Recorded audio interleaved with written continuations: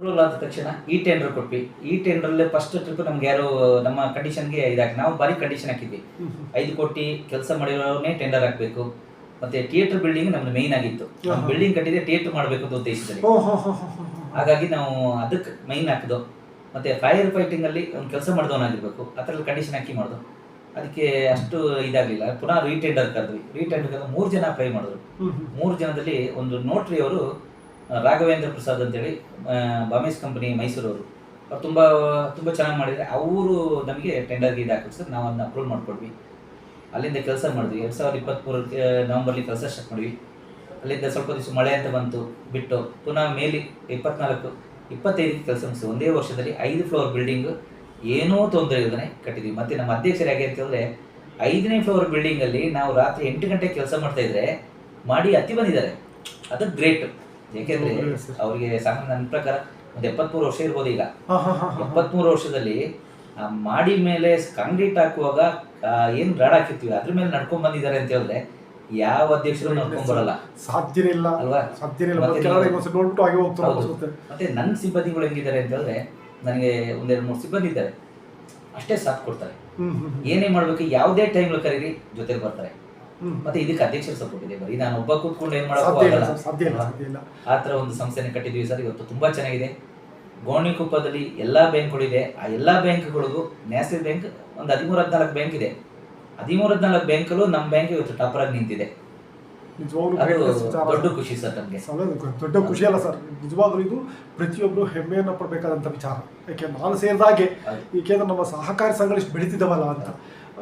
ಇಲ್ಲಿ 100 cooperative bank class ಆದರೂ ನಮಗೆ ನಾವು ತಲೆ ಕೆಡಿಸ್ಕೊಳ್ಳಲ್ಲ. ಕಾರಣ ಏನಂತಂದರೆ ಅವು ಇಲ್ಲಿ ನನ್ನ ದುಡ್ಡು ನನ್ನಲ್ಲಿ ಉಳಿಯಲ್ಲ, ಆದರೆ ಇಲ್ಲಿ ನೋಡಿ ನಮ್ಮ ದುಡ್ಡು ನಮ್ಮಲ್ಲೇ ಉಳಿಯುತ್ತೆ. ನಾನಿಟ್ಟಿದ್ದ ದುಡ್ಡಿಗೆ ಬಂದಂಥ ಲಾಭವನ್ನು ನಾನೇ ತಿಂತೀನಿ ವಾಪಸ್, ಮತ್ತೆ ನನಗೆ ಬರುತ್ತೆ. ಆದರೆ ನ್ಯಾಷನಲ್ ಬ್ಯಾಂಕ್ ಆಗಾಗಲ್ಲ.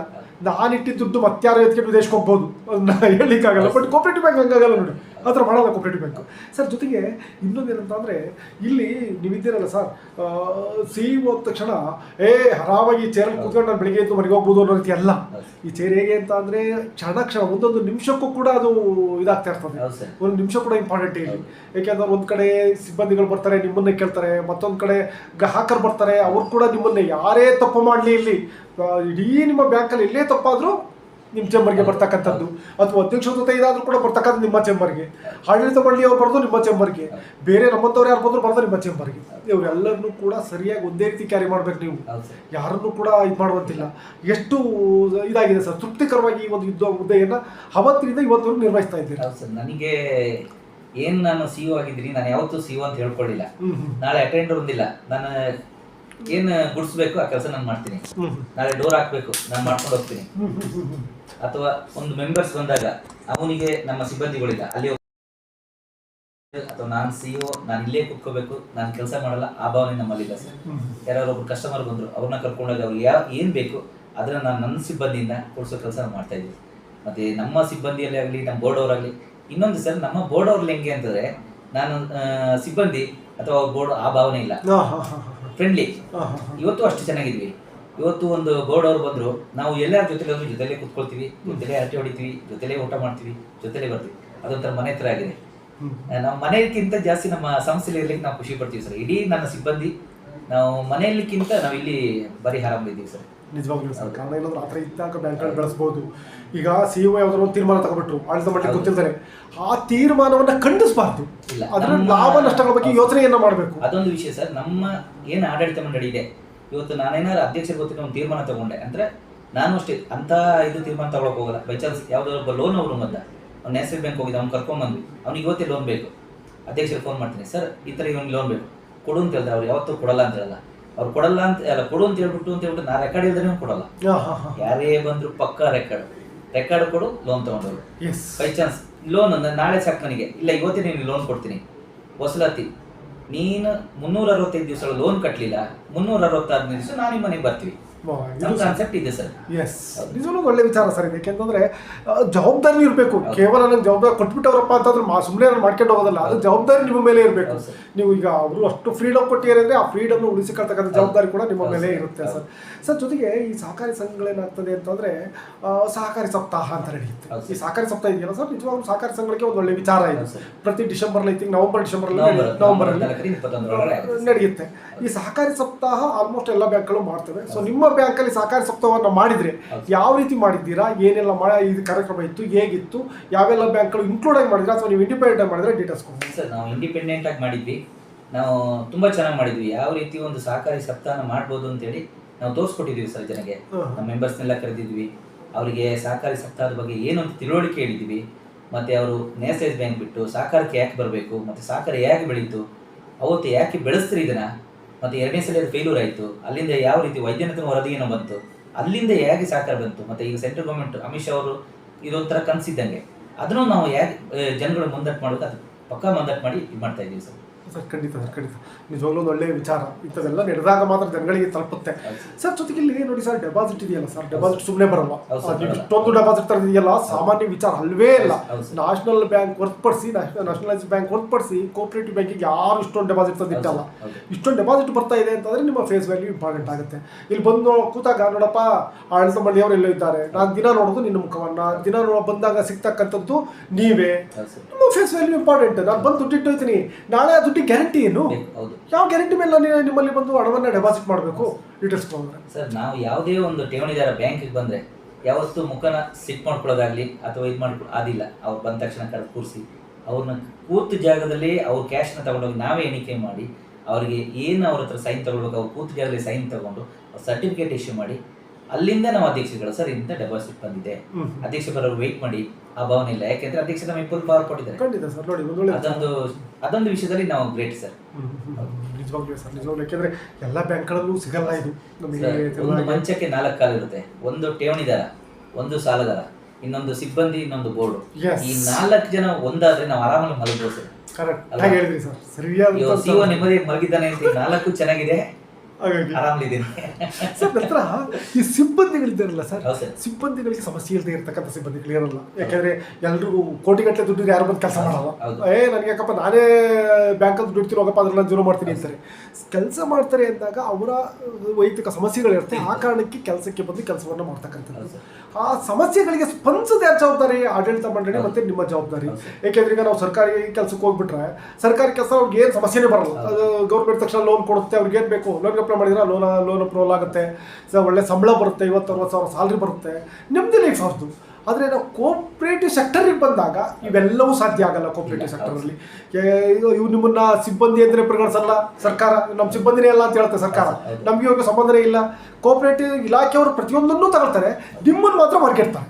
ನನಗೆ ತಿಳಿದ ಹಾಗೆ ಬ್ಯಾಂಕಿನ ಸಿಬ್ಬಂದಿಗಳು ಹೊರಗೆ, ಉಳಿದದ್ದೆಲ್ಲ ಕೋಆಪರೇಟಿವ್ ಇವರು ಬರ್ತಾರೆ, ಇಲಾಖೆ ಬರುತ್ತೆ, ಆದರೆ ಸಿಬ್ಬಂದಿಗಳು ಅಂತ ಪರಿಗಣಿಸಲ್ಲ. ಇಂಥ ಸಂದರ್ಭದಲ್ಲಿ ಬ್ಯಾಂಕಲ್ಲಿ ನೀವು ಆಡಳಿತ ಮಂಡಳಿಯವರು ಇದ್ದೀರಾ, ನೀವೇ ಇಂಪಾರ್ಟೆಂಟ್ ಆಗ್ತೀರಾ. ನೀವೇ ಅವ್ರಿಗೆ ಗೌರ್ಮೆಂಟ್ ಇದ್ದಾಗೆ ಅವ್ರ ಕಷ್ಟಕ್ಕೆ ಸುಖಕ್ಕೆ ಸ್ಪಂದಿಸಬೇಕಾದ್ರೆ ನಿಮ್ಮ ಜವಾಬ್ದಾರಿ ಆಗಿರುತ್ತೆ. ಸೊ ಈ ವಿಚಾರ ಮಾತಾಡೋದು ನಮ್ಮ ಸಿಬ್ಬಂದಿಗಳು ಮತ್ತೆ ನಮ್ಮ ಆಡಳಿತ ಮಂಡಳಿ ಇವ್ರ ಮಧ್ಯೆ ನಾವು ಒಂಥರ ಕೋರ್ಡಿನೇಟ್ ಇದ್ದಂಗೆ. ಆದರೆ ಸಿಬ್ಬಂದಿಗಳಿಗೆ ಯಾವುದೇ ರೀತಿ ಪ್ರಾಬ್ಲಮ್ ಆಗದೆ ನೋಡ್ಕೊಳ್ಳೋದು ನನ್ನ ಕರ್ತವ್ಯ. ಅದೇ ರೀತಿ ಅವರಿಗೆ ಅವ್ರ ಕಷ್ಟ ಇದೆಯಾ, ಅವ್ರಿಗೆ ರಜಾ ಬೇಕು, ರಜಾ ಕೊಡಲ್ಲ ಅಂತ ಹೇಳೋದಾಗ್ಲಿ, ಅದು ರಜಾ ಬೇಕಾ ಹೋಗಿ ಇವತ್ತು ಆ ಕೆಲಸನ ನಾಳೆ ಸಾಯಂಕಾಲ. ಸರ್ ನಮ್ಮಲ್ಲಿ ಒಂದು ಏನಾಗಿದೆ ಅಂದರೆ ನಮಗೆ ಟೈಮ್ ಇರೋದು ಬೆಳಿಗ್ಗೆ 9 ಗಂಟೆಯಿಂದ ರಾತ್ರಿ 5 ಗಂಟೆವರೆಗೆ. ಆದರೆ ನಾವು 6:30 ಗಂಟೆ ಕೆಲಸ ಮಾಡ್ತೀವಿ. ಈ ಕೆಲಸ ಮಾಡಿದ್ರೆ ನಾವು ಎಕ್ಸ್ಟ್ರಾ ಪೇಮೆಂಟ್ ತಗೊಳ್ಳಲ್ಲ, ನಾವು ಸ್ವಇಚ್ಛೆಯಿಂದ ಮಾಡ್ತಾ ಇದೀವಿ ಇದು. ಮತ್ತೆ ನಮಗೆ ವರ್ಷಕ್ಕೆ 2 ತಿಂಗಳು ಇನ್ಸೆಂಟಿವ್ ಕೊಡ್ತಾರೆ ಸರ್, ಬೋನಸ್ ಕೊಡ್ತಾರೆ, 2 ತಿಂಗಳು ಬೋನಸ್ ಕೊಡ್ತಾರೆ. ಆ ಬೋನಸ್ ಅವ್ರು ಫ್ರೀಯಾಗಿ ಕೊಡುವಾಗ ನಾವು ಯಾಕೆ ಫ್ರೀಯಾಗಿ ಕೆಲಸ ಮಾಡಬಾರ್ದು? ಒಳ್ಳೆ ವಿಚಾರ ಸರ್, ಒಳ್ಳೆ ಯೋಚನೆ ಅದ್ಭುತ ಸರ್. ಆ ಥರ ಭಾವನೆ ಇಟ್ಟು ಮತ್ತೆ ಇದು ಎಲ್ಲರೂ ಅಷ್ಟೇ ಸರ್. ಇಲ್ಲಿ ಏನು ಸಿಬ್ಬಂದಿಗಳಿದ್ದಾರೆ ಬೇರೆ ಬ್ಯಾಂಕ್ ಗೊತ್ತಿಲ್ಲ, ಆದ್ರೆ ನಮ್ಮ ಬ್ಯಾಂಕ್ ಸಿಬ್ಬಂದಿಗಳು ಇದುವರೆಗೂ ಒಂದು ಕರಪ್ಷನ್ಲಾಗಲಿ, ಒಂದು ಸಿಟ್ಟು ಕಸ್ಟಮರ್ ಜೊತೆ ಸಿಟ್ಟು ಮಾಡ್ಕೊಳ್ಳೋದಾಗ್ಲಿ ಈ ಭಾವನೆ ಇಲ್ಲ. ಆದರೆ ನಾವು ಚೆನ್ನಾಗಿದ್ವಿ, ಅವರು ಚೆನ್ನಾಗಿದ್ದಾರೆ. ಎಸ್ ಆಗಿರ್ಬೇಕು ಸರ್. ಯಾಕೆಂದ್ರೆ ಈಗ ಇಲ್ಲಿ ಕೂತಿದ್ದೀರಾ, ಇಲ್ಲಿ ಕೂತ್ಕೊಬಿಟ್ಟು ನೀವು ಇಲ್ಲಿ ಕೆಲಸ ಮಾಡೋದ್ಬಿಟ್ಬಿಟ್ಟು ಮನೆ ಬಗ್ಗೆ ಯೋಚನೆ ಮಾಡ್ತಾ ಇದ್ದೀರಾ, ಫೀಸ್ ಕಟ್ಟಿಲ್ಲ, ಅಧಿಕಾರ ಚಲಾಯಿಸುವವರ ನನ್ನ ಹತ್ರ ಇಲ್ಲ ಸರ್. ಅವ್ರಿಗೆ ಏನೇ ಕಷ್ಟ ಬಂದಿರೋ ಫಸ್ಟ್ ಅವ್ರ ಕಷ್ಟನ ಕೇಳ್ತೀನಿ. ಬೆಳಿಗ್ಗೆ ಅವ್ರು ಏನೋ ಪ್ರಾಬ್ಲಮ್ ಇದ್ರ ಅದೇನು ಕೇಳಿ ಸಾಲ್ವ್ ಮಾಡೋದು ನನ್ನ ಕೆಲಸ. ಇಲ್ಲ ಅಧ್ಯಕ್ಷರ ಹತ್ರ ಹೇಳಿ ಅದನ್ನ ಸಾಲ್ವ್ ಮಾಡಿಸ್ತೀನಿ. ನಮ್ಮ ಅಧ್ಯಕ್ಷರು ಹೆಂಗೆ ಕಷ್ಟಕ್ಕಾಗ್ತಾರೆ. ಎಸ್ ನಿಜವಾಗ್ಲೂ ಅದು ಒಂದು ಅಲ್ಲ ನಿಮ್ಮ ಬ್ಯಾಂಕಿನ ಬೆಳವಣಿಗೆಗೆ ಇವೆಲ್ಲವೂ ಕಾರಣ ಸರ್. ಬೇಕು ಹೌದು ಸರ್, ಎಲ್ಲ ಒಂದಾಗೋದ್ರೆ ಮಾತ್ರ ಬೆಳವಣಿಗೆ ಆಗೋದು. ಯಾಕೆಂದ್ರೆ ಬೆಳಿಗ್ಗೆ ಬಂದ ತಕ್ಷಣ ನಿಮ್ಮ ಚೇಂಬರಿಗೆ ಬರೋಕ್ಕೆ ಭಯ ಪಡೋದು, ಅಧ್ಯಕ್ಷ ಅವರೇ ಅಂದ ತಕ್ಷಣನೇ ಬೆವರು ಬಂದ ರೀತಿ ಭಯ ಪಡ್ತಕ್ಕಂಥದ್ದು, ಹೇಗಪ್ಪ ಹೋಗೋದಲ್ಲಿ ಹುಲಿಯನ್ನ ನೋಡಿದ ಜಿಂಕೆಯಾಗಿ ಆಗಿಬಿಟ್ರೆ ಕಷ್ಟ, ಸಿಬ್ಬಂದಿಗಳು ಕೆಲಸ ಮಾಡಲಿಕ್ಕೆ ಸಾಧ್ಯನೇ ಇರಲ್ಲ ಸರ್. ನಂತರ ನಿಮ್ಮ ಏನೇ ಮಾಡಿದ್ರು ಫೈನಲ್ ನಾವು ಕೇಳ್ತಕ್ಕಂಥ ಲಾಭದ ವಿಚಾರ ಸರ್. ನೀವು ಎಷ್ಟಾರು ಡಿಪಾಸಿಟ್ ತಗೊಳ್ಳಿ ಸರ್, ಎಷ್ಟಾರು ಸಾಲ ಕೊಡಿ, ಲಾಭ ಎಷ್ಟೈತೆ ಹೇಳಿ ಸರ್. ಇದು ಯಾವುದೇ ಎಲ್ಲಿಗೆ ಹೋದ್ರೂ ಅಂತಿಮವಾಗಿ ಬರ್ತಕ್ಕಂಥದ್ದು. ಹಾಗಾಗಿ ಸೊ ನಿಮ್ಮ ಲಾಭದ ಬಗ್ಗೆ ನಾವು ಮಾತನಾಡೋದಂದ್ರೆ ಎಷ್ಟು ಲಾಭ ಇದೆ, ಅಷ್ಟು ಲಾಭ ಬರಲಿಕ್ಕೆ ಕಾರಣ ಏನು, ಈ ಒಂದು ವಿಚಾರವನ್ನು ನಾವು ಮಾತನಾಡೋದಂದ್ರೆ ಸರ್. ಸರ್ ನಮ್ಮ ಲಾಭ ಈಗ ನಮ್ದು ಕೋಟಿ ಮೇಲಿದೆ. ಈ ವರ್ಷ 1,59,00,000 ಪ್ರಾಫಿಟ್ ಇದೆ. ನಮ್ದು ಈ ಲಾಭ ಬರಬೇಕಾದ್ರೆ ನಾವು ಏನು ಡೆಪಾಸಿಟ್ ಕಲೆಕ್ಟ್ ಮಾಡ್ತೀವಿ ಅಷ್ಟು ಡೆಪಾಸಿಟ್ ನ ನಮ್ದು 28% ನಾವು ರಿಸರ್ವ್ ಇಟ್ಕೊಂಡು, ಬಾಕಿ ಏನು 68% 70% ನಾವು 72% ಲೆಂಡಿಂಗ್ ಮಾಡಿ ಅದರಿಂದ ಏನು ಇಂಟ್ರೆಸ್ಟ್ ಬರುತ್ತೆ ಅದನ್ನ ಅಷ್ಟು ನೀಟಾಗಿ ನಾವು ಕಲೆಕ್ಟ್ ಮಾಡಿ ನಾವು ಪ್ರಾಫಿಟ್ ಮಾಡ್ಕೊತಾ ಇದೀವಿ ಸರ್. ಮತ್ತೇನು ಕೊಡೋದು ಮಾತ್ರ ನಮ್ಮ ಮುದ್ದೆ, ಇದು ಕಲೆಕ್ಟ್ ಮಾಡೋದು ನಮ್ಮ ಹತ್ರ ಇಲ್ಲ. ಏನು ಅವ್ರಿಗೆ ಕೊಟ್ಟಿರ್ತೀವಿ ಅದನ್ನ ಇಂಚು ಮಂತ್ ಎಂಡ್ ಆಗುತ್ತಾ ಅಥವಾ ಇಯರ್ಲಿ ಅದನ್ನ ವಸೂಲಾತಿ ಮಾಡೋದು ನಮ್ಮ ಕರ್ತವ್ಯ ಆಗಿರುತ್ತೆ. ಖಂಡಿತ ಸರ್, ಖಂಡಿತ. ಆ ಥರ ವಸೂಲಾತಿ ಆದಾಗಲೇ ನಾಳೆ ಡೆಪಾಸಿಟ್ ಬರೋದು. ಹೌದು ಸರ್, ಇವತ್ತು ನ್ಯಾಷನಲೈಸ್ ಬ್ಯಾಂಕ್ ಅಲ್ಲಿ ನಾವು ದುಡ್ಡು ಇಟ್ಟಿದ್ದೀವಿ ಅಂತ ಹೇಳಿ ಯೋಚನೆ ಮಾಡೋದು. ಕೋಆಪರೇಟಿವ್ ಬ್ಯಾಂಕ್ 35 ಕೋಟಿ ನಾವು ನ್ಯಾಷನಲೈಸ್ ಬ್ಯಾಂಕ್ ಅಲ್ಲಿ ದುಡ್ಡು ಇಟ್ಟಿದ್ವಿ. ಗ್ರೇಟ್ನೆಸ್ ಸರ್ ಅಲ್ವಾ? ನಿಜವಾಗ್ಲೂ ಅಚ್ಚರಿ ಆಯ್ತಿದೆ ಇದು. ಯಾಕೆಂತಂದ್ರೆ ನಿಜವಾಗ್ಲೂ ರೋಮಾಂಚನ ಸರ್. ಯಾಕೆಂತ ಹೇಳ್ತಿದ್ರಿ ಅಂತಂದ್ರೆ ಹೈಯೆಸ್ಟ್ 50 ಲಕ್ಷ 40 ಲಕ್ಷ ಇದುವರೆಗೆ ಇಂಟರ್ವ್ಯೂ ಮಾಡಿರ್ತಕ್ಕಂಥ ದೊಡ್ಡ ದೊಡ್ಡ ಬ್ಯಾಂಕ್ಗಳು ಬೇರೆ ಬೇರೆ ಬ್ಯಾಂಕಲ್ಲಿ ಇಟ್ಟಿರ್ತಕ್ಕಂಥದ್ದು, DCC ಬ್ಯಾಂಕಲ್ಲಿ ಇಟ್ಟಿರ್ತಕ್ಕಂಥ ಹಣ ಎಷ್ಟು ಅಥವಾ 1 ಕೋಟಿ, ಎಷ್ಟು 1 ಕೋಟಿ ಹೋಗಿರ್ತಾರೆ. ಅದಕ್ಕಿಂತ ಜಾಸ್ತಿ ಯಾರು ಕೂಡ ಇಟ್ಲಿಕ್ಕೆ ಸಾಧ್ಯ ಇಲ್ಲ. ಅದು ಮಂಗಳೂರಿನ ಒಂದು ಬ್ಯಾಂಕು 1 ಕೋಟಿ ಇಟ್ಟಿದ್ದಾರೆ. ಅದು ಬಿಟ್ಟರೆ 50 ಲಕ್ಷ 40 ಲಕ್ಷ ಇರುತ್ತೆ. ಅದರಲ್ಲಿ ನೀವು ಇಷ್ಟೊಂದು ಹಣವನ್ನು ಇನ್ನೊಂದು ಬ್ಯಾಂಕಲ್ಲಿ ಠೇವಣಿ ಇಟ್ಟೋ ಮಟ್ಟಕ್ಕೆ ಬೆಳೆದಿದೆ ಅಂದರೆ ನಿಜವಾಗ್ಲೂ ಇದು ಕರ್ನಾಟಕದ ಅದೃಷ್ಟ, ಒಬ್ಬ ರೈತರ ಅದೃಷ್ಟ ನಿಜವಾಗ್ಲೂ ಮಾತ್ರ ಸರ್. ಪ್ರತಿಯೊಬ್ಬ ರೈತ ಕೂಡ ಹೆಮ್ಮೆ ಪಡಲೇಬೇಕಾದಂಥ ವಿಚಾರ ಸರ್. ಜೊತೆಗೆ ಇನ್ನೊಂದೇನಾಗುತ್ತೆ ಅಂತಂದರೆ ಇಲ್ಲಿ ಠೇವಣಿಯನ್ನು ತರೋದ್ರ ಜೊತೆಗೆ ಠೇವಣಿ ತರೋದು ಇಂಪಾರ್ಟೆಂಟ್ ಈಗ. ಯಾಕೆಂದರೆ ಕೆಲವೆಡೆ ಏನಾಗುತ್ತೆ, ನಿಮಗೆ ಐ ಥಿಂಕ್ ಇದು ಬರುತ್ತೋ ಇಲ್ವೋ ಗೊತ್ತಿಲ್ಲ, ಆದರೂ ಪ್ರಶ್ನೆ ನಾನು ನಿಮಗೆ ಕೇಳ್ತಾ ಇದ್ದೇನೆ. ಠೇವಣಿಯನ್ನು ತರಬೇಕಾದ್ರೆ ಕೆಲವು ಅಭಿಯಾನವನ್ನು ಮಾಡ್ತಾರೆ, ಮತ್ತು ಕೆಲವರು ಠೇವಣಿಯನ್ನು ತರಲಿಕ್ಕೆ ಸಿಬ್ಬಂದಿ ಅವ್ರನ್ನ ಪರಿಚಯದವ್ರನ್ನ ಅಥವಾ ಇದಿರ್ತಕ್ಕಂಥವ್ರನ್ನ ಮೀಟ್ ಮಾಡ್ತಕ್ಕಂಥದ್ದು ಇದೆಲ್ಲ ಇರ್ತದೆ. ಸೊ ನಿಮ್ಮಲ್ಲಿ ಠೇವಣಿ ಸ್ವೀಕಾರ ಹೇಗೆ ವಾಲಂಟ್ರಿಯಾಗಿ ಬರ್ತಾ ಹೇಗೆ ಸರ್, ಡೀಟೇಲ್ಸ್ ಕೊಡ್ಬೋದು ಸರ್? ನಮ್ಮಲ್ಲಿ ಠೇವಣಿ ಇದುವರೆಗೂ ನಾವು ಹೋಗಿ ಯಾರನ್ನು ಕೇಳಿ ತಗೊಂಡಿಲ್ಲ. ನಮ್ಮಲ್ಲಿ ಹೆಂಗಾಗಿದೆ ಠೇವಣಿ ಅದೇ ಬರ್ತಾ ಇದೆ, ದೇವ್ರ ದಯೆ. ಅಂದ್ರೆ ಒಳ್ಳೆ ಬೋರ್ಡ್, ಒಳ್ಳೆ ಸಿಬ್ಬಂದಿ ಸರ್. ಫಸ್ಟ್ ಸರ್ವಿಸ್ ಕೊಡೋದು ಕಲ್ತ್ರೆ ಆಟೋಮೆಟಿಕ್ ಎಲ್ಲ ಬರುತ್ತೆ. ಕರೆಕ್ಟ್ ಸರ್, ಕರೆಕ್ಟಾಗಿ ಹೇಳಿ ಸರ್. ಹೌದೌದು ಸರ್. ಇದೆಲ್ಲದ್ರ ಜೊತೆಗೆ ನಾವು ಇದು ಇದು ಕಾಮನ್ ಆಗಿ ಕೇಳ್ತಾ ಇದ್ದೇನೆ, ನಿಮ್ಮ ಒಂದು ಬ್ಯಾಂಕಿಂಗ್ ಅಂತ ಕೇಳ್ತಾ ಇಲ್ಲ, ಟೋಟಲ್ ನಮ್ಮ ಏನು ಸಹಕಾರಿ ಸಂಘಗಳಿದ್ದಾವೆ, ಫ್ಯಾಕ್ಸ್ ಅಥವಾ VSS ಇದ್ದಾವೆ, ಇವ್ರ ಪರವಾಗಿ ನಾನು ಈ ಪ್ರಶ್ನೆಯನ್ನು ಕೇಳ್ತಾ ಇದ್ದೇನೆ. ಏನಂತಂದರೆ ಡಿಜಿಟಲೀಕರಣ ಅತ್ಯಂತ ಇಂಪಾರ್ಟೆಂಟು. ATM ತುಂಬ ಇಂಪಾರ್ಟೆಂಟು. ಯಾಕೆ ಅಂತಂದರೆ ಈಗ ನಾನು ರಾತ್ರಿ 10 ಗಂಟೆಗೆ 11 ಗಂಟೆಗೆ ಹೇಳ್ತೀರಪ್ಪ, ನಂಗೆ ದುಡ್ಡು ಬೇಕಿದೆ, ಎಮರ್ಜೆನ್ಸಿ ಆಯಿತು, ಹಾಸ್ಪಿಟ್ಲಿಗೆ ಹೋಗ್ಬೇಕು ಅನ್ನೋ ದುಡ್ಡು ಬೇಕು. ಈ ಕೋಆಪರೇಟಿವ್ ಬ್ಯಾಂಕಲ್ಲಿ ನಿಮ್ಮಂತಂದ ಠೇವಣಿ ಇಟ್ಟಿದ್ರೆ ನಾಳೆವರೆಗೆ ಕಾಯಬೇಕು. ಇಲ್ಲಿ ಎಮರ್ಜೆನ್ಸಿ, ಅದರಲ್ಲೂ ನೀವು ನಿಮ್ಮದು ಭಾನುವಾರ ಓಪನ್ ಇರ್ತೀವಿ, ಇನ್ನೊಂದು ಯಾವ ಸಹಕಾರಿ ಸಂಘಗಳು ಭಾನುವಾರ ಓಪನ್ ಇರೋಲ್ಲ, ಸೆಕೆಂಡ್ ಸ್ಯಾಟರ್ಡೇ ಓಪನ್ ಆಗಲ್ಲ. ಈಗ ಶುಕ್ರವಾರ ಪ್ರಾರಂಭ ಆದರೆ ಮತ್ತೆ ಶನಿವಾರದವರೆಗೆ ಸೋಮವಾರದವರೆಗೆ ವೆಯ್ಟ್ ಮಾಡಬೇಕು. ಇವೆಲ್ಲವೂ ಕೂಡ ಹಿನ್ನಡೆ ಅಲ್ವಾ ಸರ್? ನಿಮ್ಮ ಕೋಆಪರೇಟಿವ್ ಬ್ಯಾಂಕ್ಗಳಿಗೆ ಹಿನ್ನಡೆ ಅಲ್ವಾ? ಡಿಜಿಟಲ್ ಅನಿಸ್ತಾನೆ ಇಲ್ಲ. ಯಾಕೆ ಅಂತ ಹೇಳಿದ್ರೆ ಈಗ ನಾವು ಕೋಆಪರೇಟಿವ್ ಬ್ಯಾಂಕ್ ಓಪನ್ ಮಾಡಿದ್ರೆ ರೈತರಿಗಾಗಿ. ರೈತ ಅವನು ATMಗೆ ಹೋಗೋದಾಗ್ಲಿ ಅಥವಾ ಇನ್ನೆಲ್ಲಿಯೋ ನ್ಯಾಷನಲ್ ಬ್ಯಾಂಕ್ ಹೋಗೋದಲ್ಲಿ ಅವ್ನಿಗೆ ಆಗಲ್ಲ. ನ್ಯಾಷನಲ್ ಬ್ಯಾಂಕ್ ಹೋಗ್ಬೇಕು, ಚೆಕ್ ಕೊಡ್ಬೇಕು, ಏನೋ ಕಾರ್ಡ್ ಕೊಡ್ತಾರೆ, ಅವ್ನು ಕೂತ್ಕೋಬೇಕು. ರೈತನಿಗೆ ಅಷ್ಟು ತಾಳ್ಮೆ ಇಲ್ಲ. ರೈತರಿಂದ ಇದೇನು ಅಂತಾರೆ, ಅವ್ನು ಚೆಕ್ ಬರೀಲಿಕ್ಕೂ ಅವ್ನಿಗೆ ಟೈಮ್ ಇಲ್ಲ. ಈ ನಮ್ಮಲ್ಲಿ ರೈತ ಬಂದ ತಕ್ಷಣ ಅವ್ನು ಚೆಕ್ ಬರೆದು ಅವನು ವೆಯ್ಟ್ ಮಾಡೋದಿಲ್ಲ. ಸೈನ್ ಹಾಕಿದ ತಕ್ಷಣ ನಾವು ಕ್ಯಾಶ್ ಕೊಡ್ತೀವಿ. ಯಾಕೆಂದ್ರೆ ನಂಬಿಕೆ, ಅಕೌಂಟಲ್ಲಿ ದುಡ್ಡು ಇದೆಯಾ ನಾವು ನೆಕ್ಸ್ಟ್ ನೋಡ್ಕೊಳ್ತೀವಿ, ಅದೇ ಅವ್ನಿಗೆ ಕೊಟ್ಟು ಕಳಿಸ್ತೀವಿ. ಅದು ಮುಖ್ಯ. ರೈತ ಏನ್ ಹೇಳ್ತಾನೆ, ನನಗೆ ನ್ಯಾಷನಲೈಸ್ ಬ್ಯಾಂಕ್ ಬೇಡ, ನನಗೆ ATM ಬೇಡ, ನನಗೆ ಕೋಆಪರೇಟಿವ್ ಬ್ಯಾಂಕ್ ಬೇಕು. ಈ ಭಾವನೆ ರೈತರಲ್ಲಿ ನಾವು ತಂದ್ರೆ ನಮ್ಮ ಬ್ಯಾಂಕ್ ಬೆಳೆಯುತ್ತೆ. ಖಂಡಿತ ಅಲ್ಲ, ಇದು ನಿಜವಾಗ್ಲೂ ಈ ವಿಚಾರ ಬರಬೇಕು. ಪ್ರತಿ ಕೋಆಪರೇಟಿವ್ ಸಿಬ್ಬಂದಿಗಳು ಹೀಗೆ ವರ್ತನೆಯನ್ನು ಮಾಡಬೇಕಾಗ್ತದೆ. ಆಗ ಆಟೋಮೆಟಿಕ್ ಆಗಿ ಡೆಪಾಸಿಟ್ ಬರುತ್ತೆ. ಇನ್ನು ಕೆಲವು ಕಡೆ ಡೆಪಾಸಿಟ್ ಕೊಡ್ತೀನಿ ಅಂದ್ರೆ ಇಟ್ಲಿಕ್ಕೆ ಜಾಗ ಎಲ್ಲ ಬಿಡಿ, ಎಲ್ಲಿ ಇಟ್ಕೊಳ್ಳೋದ? ನಾನೊಂದು ಬ್ಯಾಂಕ್ ಇಂಟರ್ವ್ಯೂ ಮಾಡಿದೆ ಸರ್. ಆ CEO ಕೇಳ್ತಾ ಇದ್ರು, ನಾನು ಹೇಳ್ತಾರೆ ಅವರು, ಸರ್ ಡೆಪಾಸಿಟ್ ನಿಮ್ಗೆ ಎಷ್ಟು ಹೇಳ್ತೀರಾ ಸರ್ ಅಷ್ಟು ತರಿಸಿರ್ತೇನೆ ನಾನು, ಆದರೆ ಇಟ್ಟದಿಲ್ಲಿ ಸರ್, ಬಿಲ್ಡಿಂಗೇ ಇಲ್ಲ, ಒಂದು ಸಣ್ಣ ಗೋಡನ್ನ ನೋಡ್ತಾ ಇದ್ವಿ. ಆ ರೀತಿದು ಇರ್ತದೆ. ಆದರೆ ಆದಷ್ಟು ಡೆಪಾಸಿಟ್ ಬಂದರೆ ಮಾತ್ರ ಬ್ಯಾಂಕ್ ಬೆಳೆಯುತ್ತೆ. ಡೆಪಾಸಿಟ್ ಇಲ್ಲ, ನಾನು ಬರೀ ಇದರಿಂದ DCC ಬ್ಯಾಂಕ್ ಫಂಡ್ ಅಂದರೆ ಯಾವುದೇ ಕಾರಣಕ್ಕೂ ಆ ಬ್ಯಾಂಕು ಬೆಳೀಲಿಕ್ಕೆ ಸಾಧ್ಯ ಇಲ್ಲ ಸರ್. ನಂತರ ಠೇವಣಿಯ ಮೇಲೆ ಬಡ್ಡಿ, ಈಗ ಸೀನಿಯರ್ ಇರ್ತಾರೆ, ಜೂನಿಯರ್ಸ್ ಇರ್ತಾರೆ, ಮತ್ತು ಬೇರೆ ಬೇರೆ ಎಲ್ಲ ಇರ್ತಾರೆ. ಹಾಗಾಗಿ ಎಷ್ಟು ಬಡ್ಡಿಯನ್ನು ಯಾವ್ಯಾವ ವರ್ಗಕ್ಕೆ ಎಷ್ಟೆಷ್ಟು ಬಡ್ಡಿಯನ್ನು ಕೊಡ್ತಾರೆ? ನಮ್ಮ ಮೆಂಬರ್ ಆಗಿದ್ದು ಅವರು ಸೀನಿಯರ್ ಸಿಟಿಸನ್ ಆಗಿದ್ರೆ ನಾವು 50 ಪೈಸೆ ಜಾಸ್ತಿ ಕೊಡ್ತೀವಿ. ಇಲ್ಲ ಅಂದ್ರೆ 7 ರೂಪಾಯಿ 25 ಪೈಸೆ FD ನಾವು ಕೊಡ್ತಾ ಇದೀವಿ. ಅದೇ ನಮ್ಮ ಮೆಂಬರ್ ಸೀನಿಯರ್ ಆಗಿದ್ರೆ ಅವ್ನಿಗೆ 7 ರೂಪಾಯಿ 75 ಪೈಸೆ ಕೊಡ್ತಾ ಇದೀವಿ. ಅದೇ ಸೀನಿಯರ್ ಆಗಿ ನಮ್ಮ ಮೆಂಬರ್ ಅಲ್ಲ ಅಂತ ಹೇಳಿದ್ರೆ ಅವ್ನಿಗೆ 7 ಕಾಲನೇ ಕೊಡೋದು. ನಾವು ಆದಷ್ಟು ಮೆಂಬರ್ ಹತ್ರ ಮಾತ್ರ ಕಲೆಕ್ಟ್. ನಮ್ಮಲ್ಲಿ ಡೆಪಾಸಿಟ್ ಜಾಸ್ತಿ ಇದೆ, ಅದಕ್ಕಾಗಿ ನಾವೇನ್ ಮಾಡ್ತಾ ಇದೀವಿ, ಬರೀ ನಮ್ಮ ಮೆಂಬರ್ಸ್ ಮಾತ್ರ ಕಲೆಕ್ಟ್ ಮಾಡ್ಕೊತಾ ಇದೀವಿ. ಸರ್, ಈಗ ಗೋಣಿಕೊಪ್ಪ ಅಂತ ಬಂದಾಗ ಇದೊಂದು ಸಣ್ಣ ರಿಮೋಟೆಡ್ ಏರಿಯಾ ಅಲ್ಲ. ಬಿಡಪ್ಪ, ಇಲ್ಲಿ ರಿಮೋಟೆಡ್ ಏರಿಯಾ, ಆಳೂರಿಗೆ ಉಳಿದವನೇ ಗೌಡ, ಇವ್ರು ಒಬ್ಬರೇ ಇದ್ದಾರೆ, ಇವ್ರನ್ನ ಬಿಟ್ಟರೆ ನಮಗೆ ಬೇರೆ ಗತಿ ಇಲ್ಲ ಅನ್ನುವಂಥದ್ದು ಇಲ್ಲ. ತುಂಬ ನಾನು ನೋಡಿದ್ರೆ ತುಂಬ ಬ್ಯಾಂಕ್ಗಳಿದ್ದಾವೆ. ಅಷ್ಟೆಲ್ಲ ಬ್ಯಾಂಕ್ ಇದ್ದಾಗ ಯಾಕೆ ಗ್ರಾಹಕರು ನಿಮ್ಮ ಬ್ಯಾಂಕನ್ನು ಆಯ್ಕೆ ಮಾಡ್ಕೋಬೇಕು? ಯಾವ ಕಾರಣಕ್ಕೋಸ್ಕರ ನಿಮ್ಮ ಜೊತೆ ವ್ಯವಹಾರವನ್ನು ಮಾಡಬೇಕು ಅಂತ ಹೇಳ್ತೀರಾ? ಸೇವೆ, ಸರ್ವಿಸ್. ಅಂದ್ರೆ ಅವ್ರು ಸರ್ವಿಸ್ ಮಾಡಲ್ಲ ಅದರ ಅರ್ಥ? ಅವ್ರು ಮಾಡಲ್ಲ ಸರ್. ನ್ಯಾಷನಲ್ ಬ್ಯಾಂಕ್ ಹೋಗಿ ಎಷ್ಟೋ ಜನ ನ್ಯಾಷನಲ್ ಬ್ಯಾಂಕ್ ಹೋದವರು ಅಕೌಂಟ್ ಕ್ಲೋಸ್ ಮಾಡಿ ಪುನಃ ಮಾಡಿ. ಎಸ್, ಸತ್ಯ ಸರ್. ಅದಾಗ ಮತ್ತೆ ಒಂದೇನು ಸರ್, ನಾವೊಂದು ಮೆಂಬರ್ ನಮ್ಮನ್ನ ಬಂದ ಅವನ ನಾವು ಒಂದು ಲೋನ್ ಕೊಟ್ಬಿಟ್ಟು ವಾಪಸ್ ಕಳ್ಸಲ್ಲ. ಅವ್ನು ಕಳ್ಸಿದ್ ಮತ್ತೆ ಇನ್ನೊಂದು ಬ್ಯಾಂಕ್ ಹೋಗ್ತಾನೆ. ಅವನು ಇನ್ನೊಂದು ಬ್ಯಾಂಕ್ ಹೋಗದೆ ಹಿಡಿದು ಇಟ್ಕೊಳ್ಳೋದಿದೆಯಲ್ಲ, ಅದು ಟ್ಯಾಲೆಂಟ್. ಎಸ್, ಇದೇ ಬೇಕಾಗಿತ್ತು. ನಮ್ಮ ಕೋಆಪರೇಟಿವ್ ಸೆಕ್ಟರ್ ಫೇಲ್ಯೂರ್ ಆಗ್ತಾ ಇರೋದೇ ಇಲ್ಲಿ ಸರ್. ಹೌದು ಸರ್. ಅವನಿಗೆ ಏನು ಬೇಕು ಅವನಿಗೆ ಅಷ್ಟು ನಾವು ಕೋಆಪರೇಟಿವ್ ಫೀಲ್ಡ್ ಅಲ್ಲಿ ಕೊಟ್ರೆ ಸಂಸ್ಥೆಯು ಬೆಳೀತದೆ, ಅವನು ಬೆಳೀತಾನೆ. ಅವನಿಗೆ ಇವತ್ತು ಬರೀ 3 ಲಕ್ಷ 5 ಲಕ್ಷ 0% ಇದೆ, 5 ಲಕ್ಷ ಲೋನ್ ಕೊಡ್ತೀವಿ.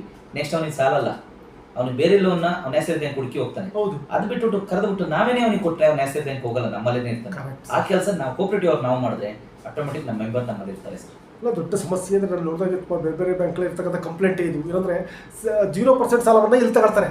ಆ ದುಡ್ಡು ತಗೊಂಡೋಗಿ ನ್ಯಾಷನಲ್ ಬ್ಯಾಂಕಲ್ಲಿ ಎಫ್ ಡಿ ಇಡ್ತಾರೆ. ಸುಮಾರು ನಾನು ಎಲ್ಲ ಕಡೆ ಇದು ಇದರಲ್ಲಿ ಏರಿಯಾಗಳಿಲ್ಲ, ನೀವು ನಮ್ಮ ಕೊಡಗು ಸೇರಿದಾಗೆ, ಮಂಗಳೂರು ಸೇರಿದಾಗೆ, ಹಾಸನ ಸೇರಿದ ಯಾವ ಭಾಗಕ್ಕೆ ಹೋದ್ರೂ ಇದೊಂದು ಕಂಪ್ಲೇಂಟ್ಸ್ ಇದೆ.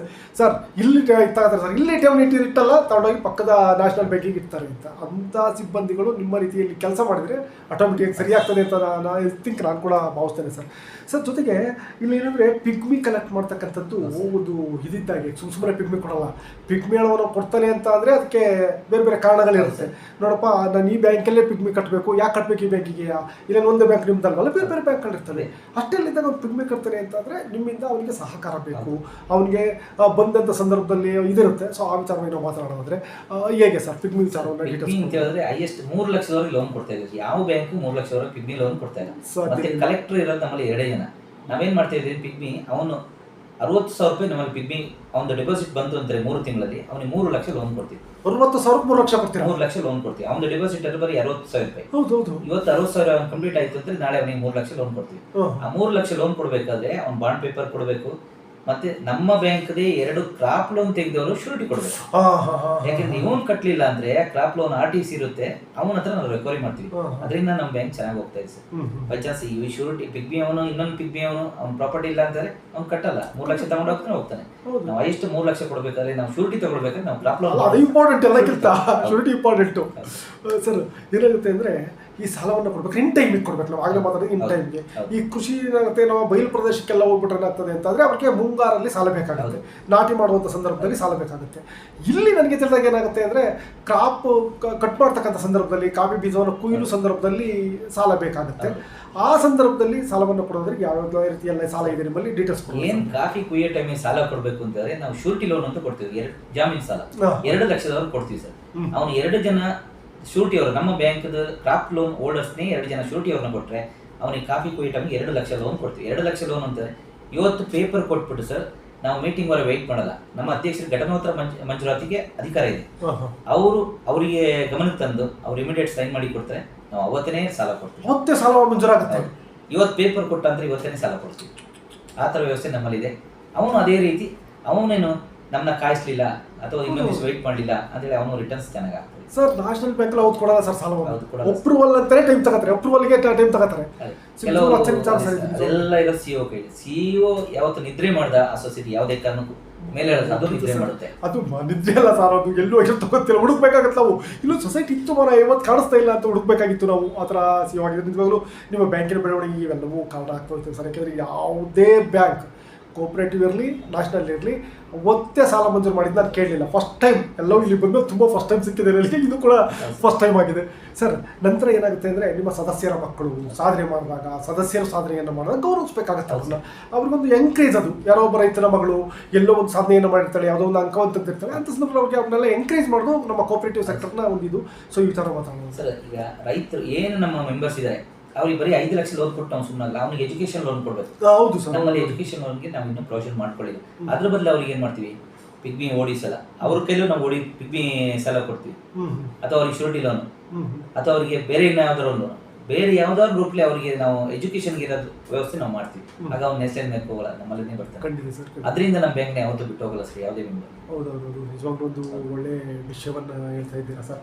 ಸರ್, ನಂತರ ಆಸ್ ಎ CEO ಆಗಿ ನಿಮ್ಮ ಜವಾಬ್ದಾರಿಗಳ ಬಗ್ಗೆ ನಾವು ಮಾತನಾಡೋದು ತುಂಬ ಜವಾಬ್ದಾರಿ ಇರ್ತದೆ. ಕೇವಲ ಇಷ್ಟರಲ್ಲೇ ಮುಗಿದೋಯ್ತಪ್ಪ ನಂದು ಅಂತ ಹೇಳುವಂತಿಲ್ಲ. ಪ್ರತಿ ಒಂದು ಹಂತದಲ್ಲಿ ಸಾಲ ವಸೂಲಾತಿಯಿಂದ ಹಿಡಿದು ಸಾಲ ಕೊಡೋದ್ರಿಂದ ಹಿಡಿದು ನೀವು ಏನೆಲ್ಲ ಇದೆ, ಸಿಬ್ಬಂದಿಗಳ ಸಮಸ್ಯೆಯನ್ನು ಹಾಸಿ ಇವೆಲ್ಲವೂ ಕೂಡ ನಿಮ್ಮ ಜವಾಬ್ದಾರಿಯಾಗಿರುತ್ತೆ.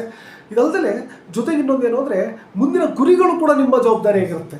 ಈಗ ಆಡಳಿತ ಮಂಡಳಿಯವರು ಯಾವಾಗ ಬೇಕಾದ್ರೂ ಬದಲಾಗ್ಬೋದು, ಹೇಳಲಿಕ್ಕಾಗಲ್ಲ. ಈ ಚುನಾವಣೆ ಆಗಿಲ್ಲ, ನೆಕ್ಸ್ಟ್ ಚುನಾವಣೆ ಆಗ್ಬೋದು, ಮುಂದಿನ ಬೋರ್ಡ್ ಚೇಂಜ್ ಆಗಿ ಬರ್ಬೋದು. ಆದರೆ ನೀವು ಮಾತ್ರ ಚೇಂಜ್ ಆಗಲ್ಲ. ಅಪ್ ಟು 60 years ಆಗಿ ಕೂತಿರ್ತೀರ, ಇದೇ ಚೇರ್ಲಿರ್ತೀರ, ಇದೇ ಹುದ್ದೆಲಿರ್ತೀರ, ಬೇರೆ ಹುದ್ದೆಗೂ ಹೋಗಲ್ಲ, ಇದೇ ಹುದ್ದೆಲಿರ್ತೀರ. ಹಾಗಾಗಿ ಮುಂದಿನ ಕನಸು ಗುರಿ ನಿಮ್ಮ ಜವಾಬ್ದಾರಿ. ಸೊ ಇದ್ರ ಬಗ್ಗೆ ನಾವು ಮುಂದಿನ ನಮ್ಮ ಜವಾಬ್ದಾರಿ ಬಗ್ಗೆ ನಾವು ಮಾತನಾಡೋಣ ಸರ್. ಈಗ ನೆಕ್ಸ್ಟ್ ಸರ್, ಬಿಲ್ಡಿಂಗ್ ಕಟ್ಟಿ ಆಯಿತು, ಬಿಲ್ಡಿಂಗ್ ಸಾಲದಲ್ಲಿಲ್ಲ, ನಮಗೆ ನಾವು ಪ್ರಾಫಿಟಲ್ಲಿ ಇದ್ದೀವಿ. ನೆಕ್ಸ್ಟ್ ಈ ಮೆಂಬರ್ಸ್ಗೆ ಅಂತೇಳಿ ನಾವು ಹೌಸ್ ಲೋನ್ ಕೊಡೋಣ ಅಂತಿದ್ವಿ 50 ಲಕ್ಷ. ಅಥವಾ ನೆಕ್ಸ್ಟ್ ಫಾರ್ಮ್ ಹೌಸ್ ಅಂತ ತೋಟದಲ್ಲಿ ಅವನಿಗೆ ಕನ್ವರ್ಷನ್ ಮಾಡೋಕ್ಕಾಗಲ್ಲ, ತೋಟದಲ್ಲಿ ಮನೆ ಕಟ್ಟಬೇಕು, ಅವನಿಗೆ 30 ಲಕ್ಷ ಲೋನ್ ಕೊಡ್ತೀವಿ, 10 ವರ್ಷ ಇನ್ಸ್ಟಾಲ್ಮೆಂಟ್. ಇದು ಸರ್ ನಿಜವಾಗ್ಲೂ ಒಳ್ಳೆ ವಿಚಾರ. ಆಗೇನಾಗುತ್ತೆ, ಅವ್ನು ಕನ್ವರ್ಷನ್ ಮಾಡ್ಲಿಕ್ಕೆ ಅವ್ನ ಪಾಪನ ಹತ್ರ ದುಡ್ಡಿಲ್ಲ ಅಥವಾ ಇನ್ನೇನೋ ಪ್ರಾಬ್ಲಮ್ ಇರ್ತದೆ ಅಂಥವ್ನಿಗೆ 30 ಲಕ್ಷದವರೆಗೆ ಲೋನ್ ಕೊಡೋಣ ಅಂತ ಇದ್ವಿ ಸರ್. ನೆಕ್ಸ್ಟ್ ಮತ್ತೆ ಏನು ಡೆತ್ ಫಂಡ್ ನಮ್ಮ ಅಧ್ಯಕ್ಷರು ಹೇಳಿದ್ರು, ಈಗ 50,000 ಇದೆ, ಅದು 1 ಲಕ್ಷ ಮಾಡ್ತಾ ಇದ್ದೀವಿ. ಮತ್ತೆ ಶ್ಯೂರಿಟಿ ಲೋನ್ ಅದು 2 ಲಕ್ಷ ಇದೆ, ಅದನ್ನ 3 ಲಕ್ಷ ಮಾಡೋ ನೆಕ್ಸ್ಟ್ ಜನರ ಬಡಿಲಿ ನಾವು ಅದಕ್ಕೆ ಇಟ್ಕೊಂಡಿದ್ವಿ. ಬೈಲ ತಿದ್ದುಪಡಿ ಅದು. ಮತ್ತೆ ಮೆಂಬರ್ಸ್ ಸರ್ ದುಡ್ಡು ಇಟ್ಕೊಂಡು ನಾವು ಇನ್ನೊಂದು ಬೇಕಲ್ಲ FT ಇಡೋದು ಬಿಟ್ಟು ಮೆಂಬರ್ಸ್ ಕೊಟ್ಟರೆ ಇವತ್ತಲ್ಲ ನಾಳೆ ವಸೂಲಾತಿ ಆಗ್ತದೆ. ಆ ಭಾವನೆ ಇಟ್ಕೊಂಡು ಇದಕ್ಕೆ ನನ್ನ ಸ್ಟಾಫ್ಸ್, ನನ್ನ ಆಡಳಿತ ಮಂಡಳಿ ಮತ್ತು ನನ್ನ ಅಧ್ಯಕ್ಷರು, ಮೇನ್ ಕಾರಣ ಅಧ್ಯಕ್ಷರು ನಾವು ಏನೇ ಇವತ್ತು ಮಾಡ್ತೀವಿ ಅಂತ ಅವರು ಸಪೋರ್ಟ್ ಮಾಡ್ತಿದ್ದಾರೆ. ಬೇಡ ಅಥವಾ ನಿಲ್ಲು ನಾಳೆ, ಈ ಭಾವನೆ ಅವ್ರ ಹತ್ರ ಇಲ್ಲ. ಇವತ್ತು ಸರ್ ಇವತ್ತಿಗೆ ಕೂತ್ಕೊಂಡಿದ್ದು ಮಾಡೋಣ ಸರ್, ಮಾಡಿ ಸರಿಯಾದ್ರೆ ಮಾಡಿಬಿಡು, ಇದೇ ನಮಗೆ ಮೋಟಿವೇಟ್ ಮಾಡೋದು. ಎಸ್, ಖಂಡಿತ ಸರ್. ಅಲ್ಲ, ಒಂದು ಈಕ್ವಲ್ ಭಾವನೆ ಇರ್ಬೇಕು ಸರ್. ಅದರಲ್ಲೂ ಒಂದೇ ಮನಸ್ಥಿತಿ ಇದ್ದಾಗ ಅದು ಬೆಳೀತಾ ಹೋಗುತ್ತೆ. ಈಗ ಅರ್ಥ ಮಾಡ್ಕೊಂಡ ತಕ್ಷಣ ಇದರಿಂದ ಏನೋ ಒಂದು ಆಗುತ್ತೆ ಅಂತ ಇಲ್ಲ, ಅದು ಯಾಕೆ ಅನ್ನೋ ಕ್ವಶನ್ ಮಾರ್ಕ್ ಹಾಕಿಬಿಟ್ರೆ ಅಧ್ಯಕ್ಷರ ಆ ಭಾವನೆ ಇಲ್ಲ ಸರ್. ಯಾಕೆ ಅಂತ ಕ್ವಶನ್, ಯಾಕೆಂದ್ರೆ ಅವರು ತುಂಬಾ ಸಂಘ ಸಂಸ್ಥೆಯಲ್ಲಿ ಅಧ್ಯಕ್ಷರಾಗಿದ್ದಾರೆ, ಅವ್ರಿಗೆ ಗೊತ್ತು ಎಲ್ಲಾ ಸಂಸ್ಥೆನ ಅವ್ರು ನಡ್ಸ್ಕೊಂಡ್ ಬಂದರೆ ಎಲ್ಲಿ ಏನಾಗಬೇಕು ಅಂತ ಅವ್ರಿಗೆ ಚೆನ್ನಾಗಿ ಗೊತ್ತಿದೆ. ಇದು ಮಾಡೋಣ ಸರ್, ಮಾಡಪ್ಪ, ಈ ತರ ಭಾವನೆ ನಮ್ಮ ಅಧ್ಯಕ್ಷರಲ್ಲಿ ಚೆನ್ನಾಗಿ ಹೋಗ್ತಾ ಇದೆ. ನಿಜವಾಗ್ಲೂ ಏನು ಗೊತ್ತಿಲ್ಲ ಸರ್, ಅದ್ಭುತವಾದಂಥ ಒಂದು ಪ್ಲೇಸಲ್ಲಿ ಕೂತ್ಕೊಂಡು ಇಂಟರ್ವ್ಯೂ ಮಾಡ್ತೀನಿ ಅಂತ ಇಷ್ಟು interest sir. 300-350 society I think ನಾನು 2018ರಿಂದ ಮಾಡ್ಕೊಂಡು ಬಂದಿರ್ತಕ್ಕಂಥದ್ದು. ಒಂದು ರೀತಿ ನಾನು ಡಿಫ್ರೆಂಟಾಗಿ ಕೂತ್ಕೊಂಡು ಇಂಟರ್ವ್ಯೂ ಮಾಡ್ತಾ ಇದ್ದೀನಿ ಅನ್ನಿಸ್ತಾ ಇದೆ ನನಗೆ. ಆನ್ಸರ್ಸ್ ಪೂರ್ತಿ ಡಿಫ್ರೆಂಟ್ ಆಗಿದೆ ನಿಮ್ಮಲ್ಲಿ. ನಾವು ಏನೋ ನಿರೀಕ್ಷೆ ಮಾಡಿರ್ತೀವಿ, ಆ ನಿರೀಕ್ಷೆಯನ್ನು ಮೀರಿ ಹೊರಗಡೆ ಹೋಗ್ತಾ ಇದೆ ಆನ್ಸರು. ಅಷ್ಟೊಂದು ಅದ್ಭುತವಾಗಿ ನೀವು ಸೊಸೈಟಿಯನ್ನು ಕಟ್ತಾ ಇದ್ದೀರಾ ಸರ್. ಸರ್, ಎಲ್ಲದರ ಜೊತೆಗೆ ಇನ್ನೊಂದೇನಂತಂದರೆ ಸಾಲಗಳಲ್ಲಿ ಯಾವ್ಯಾವೆಲ್ಲ ವೆರೈಟಿ ಸಾಲಗಳನ್ನು ಕೊಡ್ತಾ ಇದ್ದೀರಾ ನೀವು. ಅವುಗಳ ಜೊತೆಗೆ ಒಂದೇ ದಿವಸ ನಾನು ಇದ್ರ ಸಾಲ ಮಂಜೂರು ಮಾಡಿಬಿಡ್ತೀವಿ ಸಾಲ ಅಂತ. ಇನ್ನು ಉಳಿದಂಥ ಸಾಲಗಳಿಗೆ ಹೇಗೆ ಟೈಮ್ ತಗೊಳ್ತೀರಾ, ಹೇಗೆ ಅದು ಅಪ್ರೂವಲ್ಲು, ಅದ್ರ ಡೀಟೇಲ್ಸ್ ಕೊಡೋದಾದ್ರೆ ಸರ್. ನಮ್ಮಲ್ಲಿ ಈಗ ಕ್ರಾಪ್ ಲೋನ್ ನಿಮ್ಗೆ ಗೊತ್ತಿದೆ, 5 ಲಕ್ಷದವರೆಗೆ RTC ಇರಬೇಕು, ಪಕ್ಕ ಡಾಕ್ಯುಮೆಂಟ್ಸ್ ಇರೋದನ್ನ ಯಾವುದೇ ಕಾರಣಕ್ಕೂ ನಾವು ಸಾಲ ಕೊಡಲ್ಲ, ನಮ್ದು ಓನ್ ಫಂಡ್ ಆಗಿರೋದ್ರಿಂದ. ಮತ್ತೆ ನಾವು ಫಾರ್ಮ್ ಹೌಸ್ಗೆ ಲೋನ್ ಕೊಡ್ತಾ ಇದ್ವಿ, ಈಗ ಹೇಳಿದೆ ನಿಮಗೆ. ಮತ್ತೆ ಗೋಡನ್ ಲೋನ್ ಕೊಡ್ತಾ ಇದ್ವಿ, ಕೆರೆಗೆ ಲೋನ್ ಕೊಡ್ತಾ ಇದ್ವಿ, ಡ್ರೈನ್ ಗೈಡ್ ಲೋನ್ ಕೊಡ್ತಾ ಇದ್ವಿ, ಮತ್ತೆ ಬಿಸ್ನೆಸ್ ಲೋನ್ ಕೊಡ್ತಾ ಇದ್ವಿ, ಪಿಗ್ಮಿ OD ಲೋನ್ ಕೊಡ್ತಾ ಇದ್ವಿ, ಪಿಗ್ಮಿ ಡೆಪಾಸಿಟ್ ಲೋನ್ ಕೊಡ್ತಾ ಇದ್ವಿ, FD ಮೇಲೆ ಡೆಪಾಸಿಟ್ ಲೋನ್ ಕೊಡ್ತಾ ಇದ್ವಿ, ಪೆಪ್ಪರ್ ಡೆಪಾಸಿಟ್ ಲೋನ್ ಕೊಡ್ತಾ ಇದ್ವಿ ಸರ್, ಕಾಫಿ ಡೆಪಾಸಿಟ್ ಲೋನ್ ಕೊಡ್ತಾ ಇದ್ವಿ. ಕಾಫಿ ತಂದ್ಬಿಟ್ಟು ನಮ್ಮ ಗೋಡನ್ ಪ್ರೆಡ್ ಮಾಡ್ತಾರೆ, ಅದೇ ರೀತಿ ಪೇಪರ್ ನಮ್ಮ ಗೋಡನ್ ಪ್ರೆಡ್ ಮಾಡ್ತಾರೆ. ಅವರಿಗೆ ಕೆಜಿಗೆ ಇಷ್ಟು ಅಥವಾ ಚೀಲಕ್ಕೆ 8,000 ರೂಪಾಯಿ ಕಾಫಿ ಕೊಡ್ತಾ ಇದ್ವಿ, ಪೆಪ್ಪರ್ಗೆ 200 ರೂಪಾಯಿ ಕೆಜಿಗೆ ಕೊಡ್ತಾ ಇದ್ವಿ. ಇದು ನಮಗೆ ಒಳ್ಳೆ ಪ್ರಾಫಿಟ್ ಬರ್ತಾ ಇದೆ. ಯಾಕೆಂದ್ರೆ ಅಲ್ಲಿ ಗೋಡನ್ ಇಟ್ಟರೆ ನಮಗೆ 12 ರೂಪಾಯಿ ಚೀಲ ಸಿಗುತ್ತೆ, ಮತ್ತೆ ನಮ್ಗೆ ಅದು ಸೇಫ್ಟಿ ಇದೆ, ಮತ್ತೆ ನಾವು ಅವ್ರಿಗೆ ಲೋನ್ ಕೊಡೋದ್ರಿಂದ ನಮ್ಗೆ ಅದು ಇಂಟ್ರೆಸ್ಟ್ ಬರ್ತಾ ಇದೆ. ಅದೊಂಥರ ಸೆಕ್ಯೂರ್ಡ್ ಲೋನ್ ಸರ್. ಮತ್ತೆ ಹೈಯೆಸ್ಟ್ ನಾವು ಜ್ಯುವೆಲ್ ಲೋನ್ ಕೊಡ್ತಾ ಇದೀವಿ ಸರ್. ಜ್ಯುವೆಲ್ ಲೋನ್ ನಿಮ್ಗೆ ಗೊತ್ತಿದೆ, 12-13 ಬ್ಯಾಂಕ್ ಇದೆ, ನಮ್ಮ ಸುತ್ತನೇ ಇದೆ, ದೂರ ಇಲ್ಲ. ಆದ್ರೂ ನಮ್ಮಲ್ಲಿ ಇವತ್ತು 14 ಕೋಟಿ ಜ್ಯುವೆಲ್ ಲೋನ್ ಕೊಟ್ಟಿದ್ದೀವಿ ಅಂತ ನಾವು ಗ್ರೇಟೆಡ್. ನಾವು ಜ್ಯುವೆಲ್ ಲೋನ್ ಕೊಡ್ತೀವಿ ಸರ್, ನಮಗೆ ಟೈಮಿಂಗ್ಸ್ ಇಲ್ಲ. ಬೆಳಿಗ್ಗೆ 9:30 ಬಂದ್ಬಿಟ್ಟು ಎಲ್ಲ ಬ್ಯಾಂಕ್ಗಳು 12 ಗಂಟೆಗೆ ಮಾತ್ರ ಜ್ಯುವೆಲ್ ಲೋನ್ ಕೊಡೋದು. ನಮಗೆ 5 ಗಂಟೆಗೆ ಬಂದು ಜ್ಯುವೆಲ್ ಲೋನ್ ಸಾಲ ಬೇಕು ಅಂತ ಹೇಳಿದ್ರೆ ನಾವು 5 ಗಂಟೆಗೂ ಲೋನ್ ಕೊಡ್ತೀವಿ. ಎಂತ ಸರ್, ನಿಜವಾಗ್ಲೂ ವಿಶೇಷತೆಯಲ್ಲಿ ವಿಶೇಷ. ನನ್ನ ಜೊತೆ ನನ್ನ ಸಿಬ್ಬಂದಿಗಳು ನನಗೆ ಹಾಗೇನೆ ಸಾಥ್ ಕೊಟ್ಟಿರೋದ್ರಿಂದ ಇದಕ್ಕೆ ಸಾಧ್ಯ ಆಯಿತು. ಈಗ ನಾನೊಬ್ಬ ಮಾಡಿಬಿಟ್ಟು ಸಿಬ್ಬಂದಿಗಳು ಕೈ ಎತ್ತಿಬಿಟ್ಟಿದ್ರೆ ಏನು ಮಾಡೋಕ್ಕಾಗ್ತಿರಲಿಲ್ಲ. ಸಿಬ್ಬಂದಿಗಳು ಅಷ್ಟೇ, ಅವ್ರಿಗೆ ಯಾವ ಬೇಜಾರು ಈಗ ಬಂದರು ಅವ್ರಿಗೆ ಲೋನ್ ಕೊಡಿ ಅಂತ ಕೊಡ್ತಾರೆ, ಅದು ಮುಖ್ಯ. ನಿಜವಾಗ್ಲೂ ಸರ್, ಅದೆಲ್ಲಕ್ಕಿಂತ ನನಗೆ ಹಾಗೆ ಒಂದು ಬ್ಯಾಂಕ್ ಬೆಳವಣಿಗೆಗೆ ನಾನು ಸಾಮಾನ್ಯವಾಗಿ ಮಾತನಾಡ್ತಿದ್ದೆ ಬೇರೆ ಕಡೆ ಹೋದಾಗ. ಒಂದು ಕೋಆಪರೇಟಿವ್ ಬ್ಯಾಂಕ್ ಬೆಳೀತಿದೆ ಅಂದರೆ ಅದಕ್ಕೆ ಪ್ರಮುಖ ಕಾರಣ CEO ಅಂತ. ಐ ಥಿಂಕ್ ನಾನು ಇಲ್ಲ ಅಂತ ಹೇಳಲ್ಲ, ಅದನ್ನು ಅದು ಯಾವಾಗ ನಾನು ಒಪ್ಪಿದ್ರೆ ಅಂದರೆ ಯಾವುದೇ ಬ್ಯಾಂಕ್ ಆದರೂ ಅಲ್ಲಿ CEO ಪಾತ್ರ ಮುಖ್ಯ ಇರುತ್ತೆ. ಅದಂತ ಆಡಳಿತ ಮಂಡಳಿಯವರು ಇಲ್ಲ ಅಂತಲೇ ಹೇಳಲ್ಲ, ಆದರೆ ಬಹುಮುಖ್ಯವಾಗಿ CEO ಪಾತ್ರ ಇರ್ತದೆ. ಕಾರಣ ಏನಂತ ಅಂದರೆ ಇಷ್ಟೇ, ಯಾವಾಗ ಬಂದರೂ ನೀವು ಸಿಗ್ತೀರಾ, ಜೊತೆಗೆ ತೀರ್ಮಾನವನ್ನು ಸಮಯೋಚಿತವಾಗಿ ತಗೊಳ್ತೀರಾ. ಸಮಯಕ್ಕೆ ತಕ್ಕಂತೆ ತೀರ್ಮಾನ ಆಗಿರುತ್ತೆ ನಿಮ್ಮದು. ಆಡಳಿತ ಮಂಡಳಿ ಆಗಾಗಲ್ಲ, ಕೆಲವೊಮ್ಮೆ ಒತ್ತಡ ಪಡಿಬೋದು, ಕೆಲವೊಮ್ಮೆ ಇಲ್ಲ ಅನ್ನೋ ಕೇಳೋಕ್ಕಾಗದೆ ಅವರು ತೀರ್ಮಾನವನ್ನು ತಗೋಬಹುದು. ಆದರೆ ಸಿಇಒ ಆಗಲ್ಲ, ಸಮಯೋಚಿತವಾಗಿ ಯೋಚನೆಯನ್ನು ಮಾಡ್ತಾರೆ, ಸರಿಯಾದ ರೀತಿ ತೀರ್ಮಾನ ತಗೋತಾರೆ. ಸೊ ಹಾಗಾಗಿ ಆ ಬ್ಯಾಂಕ್ ಬೆಳೀತಾ ಹೋಗುತ್ತೆ. ಆದರೆ ಇಲ್ಲಿ ಬಂದಾಗ ಅನ್ಸುತ್ತೆ ನಾನು ಪ್ರತ್ಯಕ್ಷವಾಗಿ ಅದನ್ನು ನೋಡ್ತಾ ಇದ್ದೇನೆ ಅಂತ. ಇಲ್ಲಿ ಪ್ರತ್ಯಕ್ಷವಾಗಿ ನೋಡ್ತಾ ಇದ್ದಿಲ್ಲ ಅನ್ನೋದಿಲ್ಲ ಸರ್. ನಂತರ ಇದೇನಂತಂದರೆ ನಿಮ್ಮ ಸದಸ್ಯರು ಎಷ್ಟಿದ್ದಾರೆ ಆಮೇಲೆ ಸರ್ ಜೊತೆಗೆ ಏನಾಗುತ್ತೆ ಅಂದರೆ ಇಲ್ಲಿ ಸದಸ್ಯತ್ವವನ್ನು ಪಡ್ಕೋಬೇಕು, ಶೇರ್ ಹಾಕಬೇಕು ಅಂತ ಅಂದಾಗ ನಾವು 2-3 ರೀತಿ ಸದಸ್ಯತ್ವ ಬರ್ತದೆ, A B C ಅಂತ. ಕೆಲವು ಓಟು ಪವರ್ ಇರುತ್ತೆ, ಕೆಲವೊಬ್ಬರಿಗೆ ವ್ಯವಹಾರವನ್ನು ಮಾಡಲಿಕ್ಕೆ, ಕೆಲವೊಬ್ಬರಿಗೆ ಸಾಲ ತಗೊಳ್ಳಿಕ್ಕೆ, ಇಷ್ಟು ಈ ರೀತಿ ಎಲ್ಲ ಇರುತ್ತೆ. ಸೊ ನಿಮ್ಮಲ್ಲಿ ಯಾವೆಲ್ಲ ಇದಿದೆ, ಎಷ್ಟು ಟೋಟಲ್ ಶೇರ್ಸ್ನ ಕನೆಕ್ಟ್ ಮಾಡಿದ್ದೀರಾ, ಡೀಟೇಲ್ಸ್ ಕೊಡ್ಬೋದು ಸರ್. ಸರ್ ನಮಗೆ A ಕ್ಲಾಸ್ ಮೆಂಬರ್ಸ್ ಅಂದರೆ ನಮ್ಮ ಬ್ಯಾಂಕ್ ಮೆಂಬರ್ಸ್, ಅವ್ರ ಹತ್ರದಿಂದ ನಾವು 2,09,00,000 ನಮ್ಮ ಹತ್ರ ಶೇರ್ ಕ್ಯಾಪಿಟಲ್ ಇದೆ. ಇವರು 2,143 ಜನ ಆಕ್ಟಿವ್ ಮೆಂಬರ್ಸ್ ಇದ್ದಾರೆ. ಮತ್ತೆ ವೋಟಿಂಗ್ ಪವರ್ ಇದೆ, ಇವರೆಲ್ಲರಿಗೂ ವೋಟಿಂಗ್ ಪವರ್ ಇದೆ. ಮತ್ತೆ C ಕ್ಲಾಸ್ ಮೆಂಬರ್ಶಿಪ್ ಅಂತ ತಗೊಳ್ತೀವಿ. C ಕ್ಲಾಸ್ ಸಾಮಾನ್ಯ ಜ್ಯುವೆಲ್ ಪ್ರಿಂಟ್ ಮಾಡಲಿಕ್ಕೆ, ಮತ್ತೆ ಪಿಗ್ಮಿ ಓಡಿಸ್ ಎಲ್ಲ ತಗೊಳ್ಳಿಕ್ಕೆ ಇಂಥವ್ರಿಗೆ C ಕ್ಲಾಸ್ ಕೊಡ್ತೀವಿ. ಅವರೊಂದು 15,000 ಮೆಂಬರ್ಸ್ ಇದ್ದಾರೆ. ಅವ್ರು ಯಾಕೆ ಅಂತಂದ್ರೆ ಎಲ್ಲೇ ನಿಂದ ಬಂದಿರ್ತಾರೆ, ಅದರಿಂದ ಹೈಯೆಸ್ಟ್ ನಮ್ಮಲ್ಲಿ ಇದ್ದಾರೆ. ಈಗ 14 ಕೋಟಿ ಲೋನ್ ಕೊಡಬೇಕು ಅಂತ ನಿಮ್ಗೆ ಗೊತ್ತಿದೆ, ಮೆಂಬರ್ಶಿಪ್ ಬೇಕಂದ್ರೆ ಅವ್ರ ಹತ್ರ 100 ರೂಪಾಯಿ ಕಲೆಕ್ಟ್ ಮಾಡ್ತೀವಿ ಸರ್. ಅದು C ಕ್ಲಾಸ್ ಅಂತ ಮಾಡ್ತೀವಿ. ಗವರ್ಮೆಂಟ್ ಶೇರ್ ಇಲ್ಲ ನಮ್ಮ ಹತ್ರ, ಓನ್ ಫಂಡ್ ಅಲ್ಲಿ ಬೆಳೆದಿರೋದ್ರಿಂದ. ಮತ್ತೆ ಇನ್ನೊಂದು ಎಲ್ಲಕ್ಕಿಂತ ತುಂಬಾ ಚೆನ್ನಾಗಿದೆ ಏನಂದ್ರೆ ನಮ್ದು ಪ್ಯೂರ್ಲಿ ಓನ್ ಫಂಡ್. ಇದು ಸರ್, ಇದು ನೀವು ಸ್ವಲ್ಪ ಓನ್ ಫಂಡ್ ಅಂತ ಹೇಳಿದ್ರೆ ಇದುವರೆಗೂ ಒಬ್ಬರನ್ನ ಡಿಪೆಂಡ್ ಆಗದೇನೆ ನಮ್ಮ ದುಡ್ಡು ನಮ್ಮ ಸಾಲ ಈ ಇದರಲ್ಲಿ ಬೆಳ್ಕೊಂಡು ಹೋಗ್ತಾ ಇದ್ದೀವಿ. ಎಸ್, ನಾನು DCC ಬ್ಯಾಂಕ್ ಬಗ್ಗೆ ಅಧ್ಯಕ್ಷ ಕೇಳಲೇ ಇಲ್ಲ. ಎಲ್ಲ ಅಧ್ಯಕ್ಷರು ನಾನು DCC ಬ್ಯಾಂಕ್ ಬಗ್ಗೆ ಮಾತಾಡ್ತೀನಿ. ಕಾರಣ ಏನಂದರೆ ಏನಿಲ್ಲ ಅನ್ನಿಸ್ತಾ ಇದೆ ನನಗೆ DCC ಬ್ಯಾಂಕ್ ಬಗ್ಗೆ ಮಾತಾಡ್ಲಿಕ್ಕೆ. ಯಾಕಂದರೆ ಎಲ್ಲ ಬ್ಯಾಂಕ್ಗಳು DCC ಮೇಲೆ ಡಿಪೆಂಡ್ ಆಗಿರ್ತವೆ, ಆದರೆ ನೀವು ಡಿಪೆಂಡ್ ಆಗಿಲ್ಲ. ಆದರೂ ಕೂಡ ನಾನು ನಿಮಗೆ ಕೇಳ್ತಾ ಇದ್ದೀನಿ, ನಿಮ್ಮ ಮತ್ತು ನಮ್ಮ DCC ಬ್ಯಾಂಕ್ ಅಧ್ಯಕ್ಷರ ಸಂಬಂಧದ ಬಗ್ಗೆ, ನಿಮ್ಮ ಬ್ಯಾಂಕು ಮತ್ತು DCC ಬ್ಯಾಂಕ್ ಸಂಬಂಧಗಳ ಬಗ್ಗೆ ಮಾತನಾಡೋದ್ರೆ ಹೇಳಿ ಸರ್. ಸರ್ ಅವ್ರದ್ದು ನಮ್ಮದು ಸಂಬಂಧ ತುಂಬ ಚೆನ್ನಾಗಿದೆ. ಯಾಕಂದರೆ ಏನೇ ನಮ್ಮದು ಕ್ಲೈಮ್ ಬಿಲ್ 0% ಶೂನ್ಯ ಬಡ್ಡಿ ದರದಲ್ಲಿ ಏನೇ ಸರ್ಕಾರಕ್ಕೆ ಕ್ಲೈಮ್ ಬಿಲ್ ಸಲ್ಲಿಸಬೇಕು, DCC ಬ್ಯಾಂಕ್ ಥ್ರೂನೇ ಹೋಗೋದು. ಮತ್ತೆ ವರ್ಷಕ್ಕೊಂದ್ಸಲ ಇನ್ಸ್ಪೆಕ್ಷನ್ ಆಗುತ್ತೆ, ಮಂತ್ಲಿ ಮೀಟಿಂಗ್ ಅವ್ರು ಅಟೆಂಡ್ ಮಾಡ್ತಾರೆ. ಅಲ್ಲಿ ಆದ್ರೂ ನಮ್ ಬಾಂಧವ್ಯ ಚೆನ್ನಾಗಿದೆ. ಮತ್ತೆ ಲೋನ್ ಪೇಪರ್ಸ್ ನೋಡ್ತಾರೆ, ಎಲ್ಲಾನು ಏನು DCC ಬ್ಯಾಂಕ್ ಅಲ್ಲಿ ಬಾರೋ ಮಾಡ್ತಾರೆ ಅಷ್ಟೂ ನಮ್ಮಲ್ಲಿನೂ ಅವ್ರು ಮಾಡ್ತಾರೆ. ಆದ್ರೆ ಬಾರೋ ಮಾಡೋದಿಲ್ಲ ಅಂತ ಹೇಳೋದು ಒಂದೇ ನಮ್ದು ಹೈಲೈಟ್ಸ್. ಖಂಡಿತ ಸರ್. ಫಸ್ಟ್ ಬ್ಯಾಂಕ್ ಕರ್ನಾಟಕದ ಮೊದಲ ಬ್ಯಾಂಕ್ ಅನ್ಕೋತೀನಿ, ನಂಗೆ ಬೇರೆ ಕಡೆ ಗೊತ್ತಿಲ್ಲ. ಈ 3 ಜಿಲ್ಲೆಗಳಲ್ಲಿ ಮೊದಲ ಬ್ಯಾಂಕ್ ನಿಮ್ದಾಗುತ್ತೆ. ದಕ್ಷಿಣ ಕನ್ನಡ, ಉತ್ತರ ಕನ್ನಡ, ಮಡಿಕೇರಿ ಜೊತೆಗೆ ಹಾಸನ. ಇಷ್ಟು ಡಿಸ್ಟಿಕ್ ಅಲ್ಲಿ ಮೊದಲ bank Nimde. I think Mysuru ಕಡೆ ಯಾವುದೂ ಇಲ್ಲ ಅಂತ ಯಾವುದೂ ಇಲ್ಲ, ಮೈಸೂರು ಕಡೆ ಯಾವುದೂ ಇಲ್ಲ ಐ ಥಿಂಕ್ ನಾನು ನೋಡುವಾಗೆ ಸರ್. ನಂತರ ಇನ್ನೊಂದು ಏನಂತ ಅಂದರೆ ಇಲ್ಲಿ ಸಂಬಂಧಗಳು ತುಂಬ ಇಂಪಾರ್ಟೆಂಟು. ನೀವು ಮತ್ತು ಸದಸ್ಯರೇನಿರ್ತಾರೆ, ಇಲ್ಲಿ ಬಂದು ಗ್ರಾಹಕರು ಇರ್ತಾರೆ. ಈಗ ಒಂದೇ ರೀತಿ ಗ್ರಾಹಕರು ಬರಲ್ಲ ಸರ್, ಒಂದೇ ರೀತಿ ಗ್ರಾಹಕರು ಬರಲ್ಲ. ಇಲ್ಲಿ ನಿಮಗೆ ಪರಿಚಯ ಇರ್ತಕ್ಕಂಥ ಗ್ರಾಹಕರು ಬರ್ತಾರೆ, ಅವ್ರಿಗೆ ಗೊತ್ತಿರುತ್ತೆ ಯಾರು ನಿಮ್ಮ CEO ಯಾರಪ್ಪ, ಯಾರು CEO, ಅವ್ರ ಬಗ್ಗೆ ಏನು ಮಾತಾಡಬೇಕು, ಆ ವ್ಯಕ್ತಿ ಈಗೇನೋ ತಿಳಿದಿರುತ್ತೆ ಅವರಿಗೆ. ಆದರೆ ಇನ್ನೊಬ್ರು ಬರ್ತಾರೆ, ಜಸ್ಟ್ ಇಲ್ಲಿ ಯಾರೋ ಪ್ಲೇಸ್ ಮಾಡೋಕೆ ಬಂದಿರ್ಬೋದು, ಮತ್ತಿನ್ನೊಂದು ಯಾರು ಬಂದಿರ್ಬೋದು. ಆದರೆ ನೀವು ಯಾರು ಅಂತ ಗೊತ್ತಿಲ್ಲ ಅವರಿಗೆ, ಅಥವಾ ನಿಮ್ಮ ಸಿಬ್ಬಂದಿ ಯಾರು ಅಂತ ಗೊತ್ತಿಲ್ಲ. ಅವ್ರ ವರ್ತನೆ ಬೇರೆ ಇರುತ್ತೆ, ಅವ್ರ ವರ್ತನೆ ಬೇರೆ ಇರುತ್ತೆ. ಇನ್ನು ಕೆಲವರು ಬರ್ತಾರೆ, ಅವ್ರ ಪಾಪ ಏನೂ ಗೊತ್ತಿರಲ್ಲ, ಕೈ ಕಟ್ಕೊಂಡು ನಿಂತ್ಕೊಂಡು ನೀವೇ ನನಗಿಂಥದ್ದೊಂದು ಬೇಕು, ನೀವು ಮಾಡಿಕೊಡಿ, ಎಷ್ಟಾಗುತ್ತೋ ಅಷ್ಟು ಮಾಡಿಕೊಡಿ ಅಂತ ಕೇಳ್ತಕ್ಕಂಥವ್ರು ಇರ್ತಾರೆ. ಇವರಿಬ್ಬರು ನಿಮ್ಮ ಸಂಬಂಧ ಸಮಸ್ಯೆ ಇಲ್ಲ. ಯಾರಂತಂದರೆ ಆರಾಮಾಗಿ ಬಂದು ನಿಮ್ಮ ಜೊತೆ ಕೂತು ಮಾತಾಡಿ ಹೋಗ್ತಾರಲ್ಲ ಪರಿಚಯ ಇದ್ದವರು, ಅವ್ರು ಆಲ್ರೆಡಿ ನಿಮ್ಗೆ ಗೊತ್ತಿರ್ತೀವಿ ನೀವೇನು ಅಂತ. ಈ ಕೈ ಕಟ್ಕೊಂಡು ಪಾಪದವ್ರು ಬರ್ತಾರೆ, ಅವ್ರಿಗೂ ಸಂಬಂಧ ಇಲ್ಲ. ಆದರೆ ಇಲ್ಲಿ ಸಮಸ್ಯೆ ಆಗ್ತಕ್ಕಂಥದ್ದು ಯಾರು ಅಂದರೆ ಈ ಮಧ್ಯದಲ್ಲಿ ಇರ್ತಾರಲ್ಲ, ಸ್ವಲ್ಪ ವಿಚಾರ ತಿಳಿದಿರ್ತಾರೆ. ಬಂದ ತಕ್ಷಣ ಒಂದು ರೀತಿ ಆಗಬೇಕು, ಲೇಟ್ ಆಯಿತು, ಇಷ್ಟೊತ್ತು ಬೇಕಾ, ನಾನು ಆಗಬೇಕು, ಎಲ್ಲೂ ಹೋಗಿರಲ್ಲ, ಸುಮ್ಮನೆ ಹೇಳ್ತಕ್ಕಂಥದ್ದು ಇರುತ್ತೆ. ಆದರೆ ನೀವು ಮಾತ್ರ ಎಲ್ಲರನ್ನೂ ಒಟ್ಟಿಗೆ ಕ್ಯಾರಿ ಮಾಡಬೇಕು. ಇವ್ರು ಯಾರನ್ನೂ ವ್ಯತ್ಯಾಸವಾಗಿ ನೋಡ್ಬಾರ್ದು, ಇವ್ರು ಯಾರಪ್ಪ ಹೊಸಬ, ಹೋಗು ಮಾರ ಬೇರೆ ಬ್ಯಾಂಕ್, ಈ ಥರ ಹೇಳಂಗಿಲ್ಲ. ಹೇಗಿರುತ್ತೆ ಸರ್ ನಿಮ್ಮ ಸಂಬಂಧ ಒಂದು ವಿಚಾರದಲ್ಲಿ? ಯಾರೇ ಬ್ಯಾಂಕಿಗೆ ಒಂದು ಕಸ್ಟಮರ್ ಬಂದರು ಫಸ್ಟ್ ಅವ್ರನ್ನ ನಾವು ಕತ್ತೆತ್ತಿ ಅವ್ರನ್ನ ಮಾತಾಡಿಸಿದ್ರೆ ಆ ಕಸ್ಟಮರ್ ಬೇರೆ ಜಾಕ್ ಹೋಗಲ್ಲ.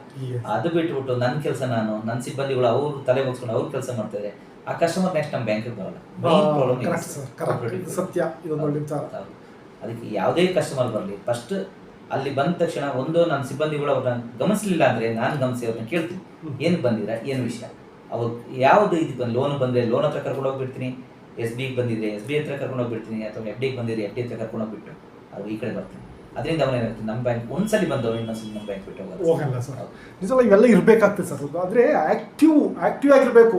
CEO ಆಕ್ಟಿವ್ ಆಗಿದ್ಬಿಟ್ಟು ಉಳಿದವ್ರು ಆಟೋಮೆಟಿಕ್ ಆಕ್ಟಿವ್ ಆಗಿಬಿಡ್ತಾರೆ.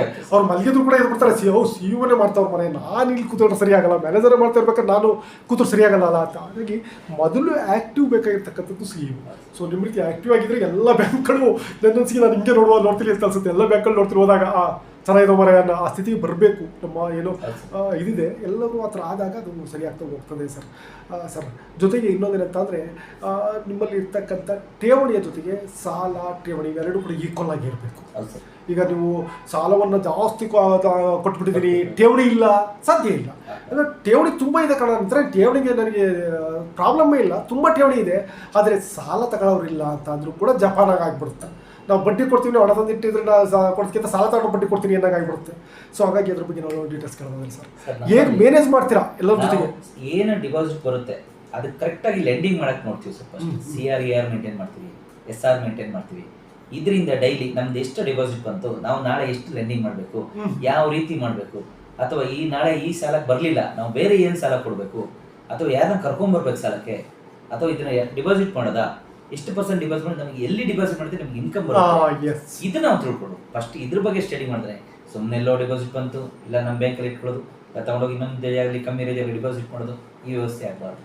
ಇಲ್ಲ ಆದಷ್ಟು ಲೆಂಡಿಂಗ್ ಮಾಡೋದು ನೋಡ್ತೀವಿ. ಲೆಂಡಿಂಗ್ ಆಗಲಿಲ್ವಾ ಸದ್ಯಕ್ಕೆ ಟೆಂಪ್ರವರಿಯಾಗಿ ಡಿಪಾಸಿಟ್ ಮಾಡ್ತೀವಿ. ಆ ರೀತಿ ಮೇಂಟೈನ್ ಮಾಡ್ಕೊಂಡು ಹೋಗ್ತಾ ಇದ್ದೀವಿ ಸರ್. CRAR ಮಾತ್ರ ಡೈಲಿ ತಿಂಗಳು CRAR ಮೇಂಟೈನ್ ಮಾಡ್ತೀವಿ. ಎಸ್ ಇದು ಸರ್ ಕರೆಕ್ಟಾಗಿ ಹತ್ರ ನಡ್ಕೋದಾಗ ಬ್ಯಾಂಕಲ್ಲಿ ಬೆಳೀತಾ ಹೋಗ್ತವೆ, ಯಾವುದೇ ಸಮಸ್ಯೆಗಳಾಗಲ್ಲ ಸರ್. ಜೊತೆಗೆ ಡಿಸ್ಟ್ರಿಕ್ಟ್ ಮೀಟಿಂಗ್ ಆಗುತ್ತೆ, CEO ಸಭೆ ನಡೆಯುತ್ತೆ. ಐ ಥಿಂಕ್ 4-5 ತಾರೀಕು ಅವಾಗಲೊಮ್ಮೆ ನಡೆಯುತ್ತೆ ಅದು ತಿಂಗಳ ಇದರಲ್ಲಿ. ಆ ಒಂದು ಸಭೆಯಲ್ಲಿ ಏನಾಗುತ್ತೆ ಅಂದರೆ ಬದಲಾವಣೆಗಳ ಬಗ್ಗೆ ಹೇಳ್ತಾ ಹೋಗ್ತಾರೆ.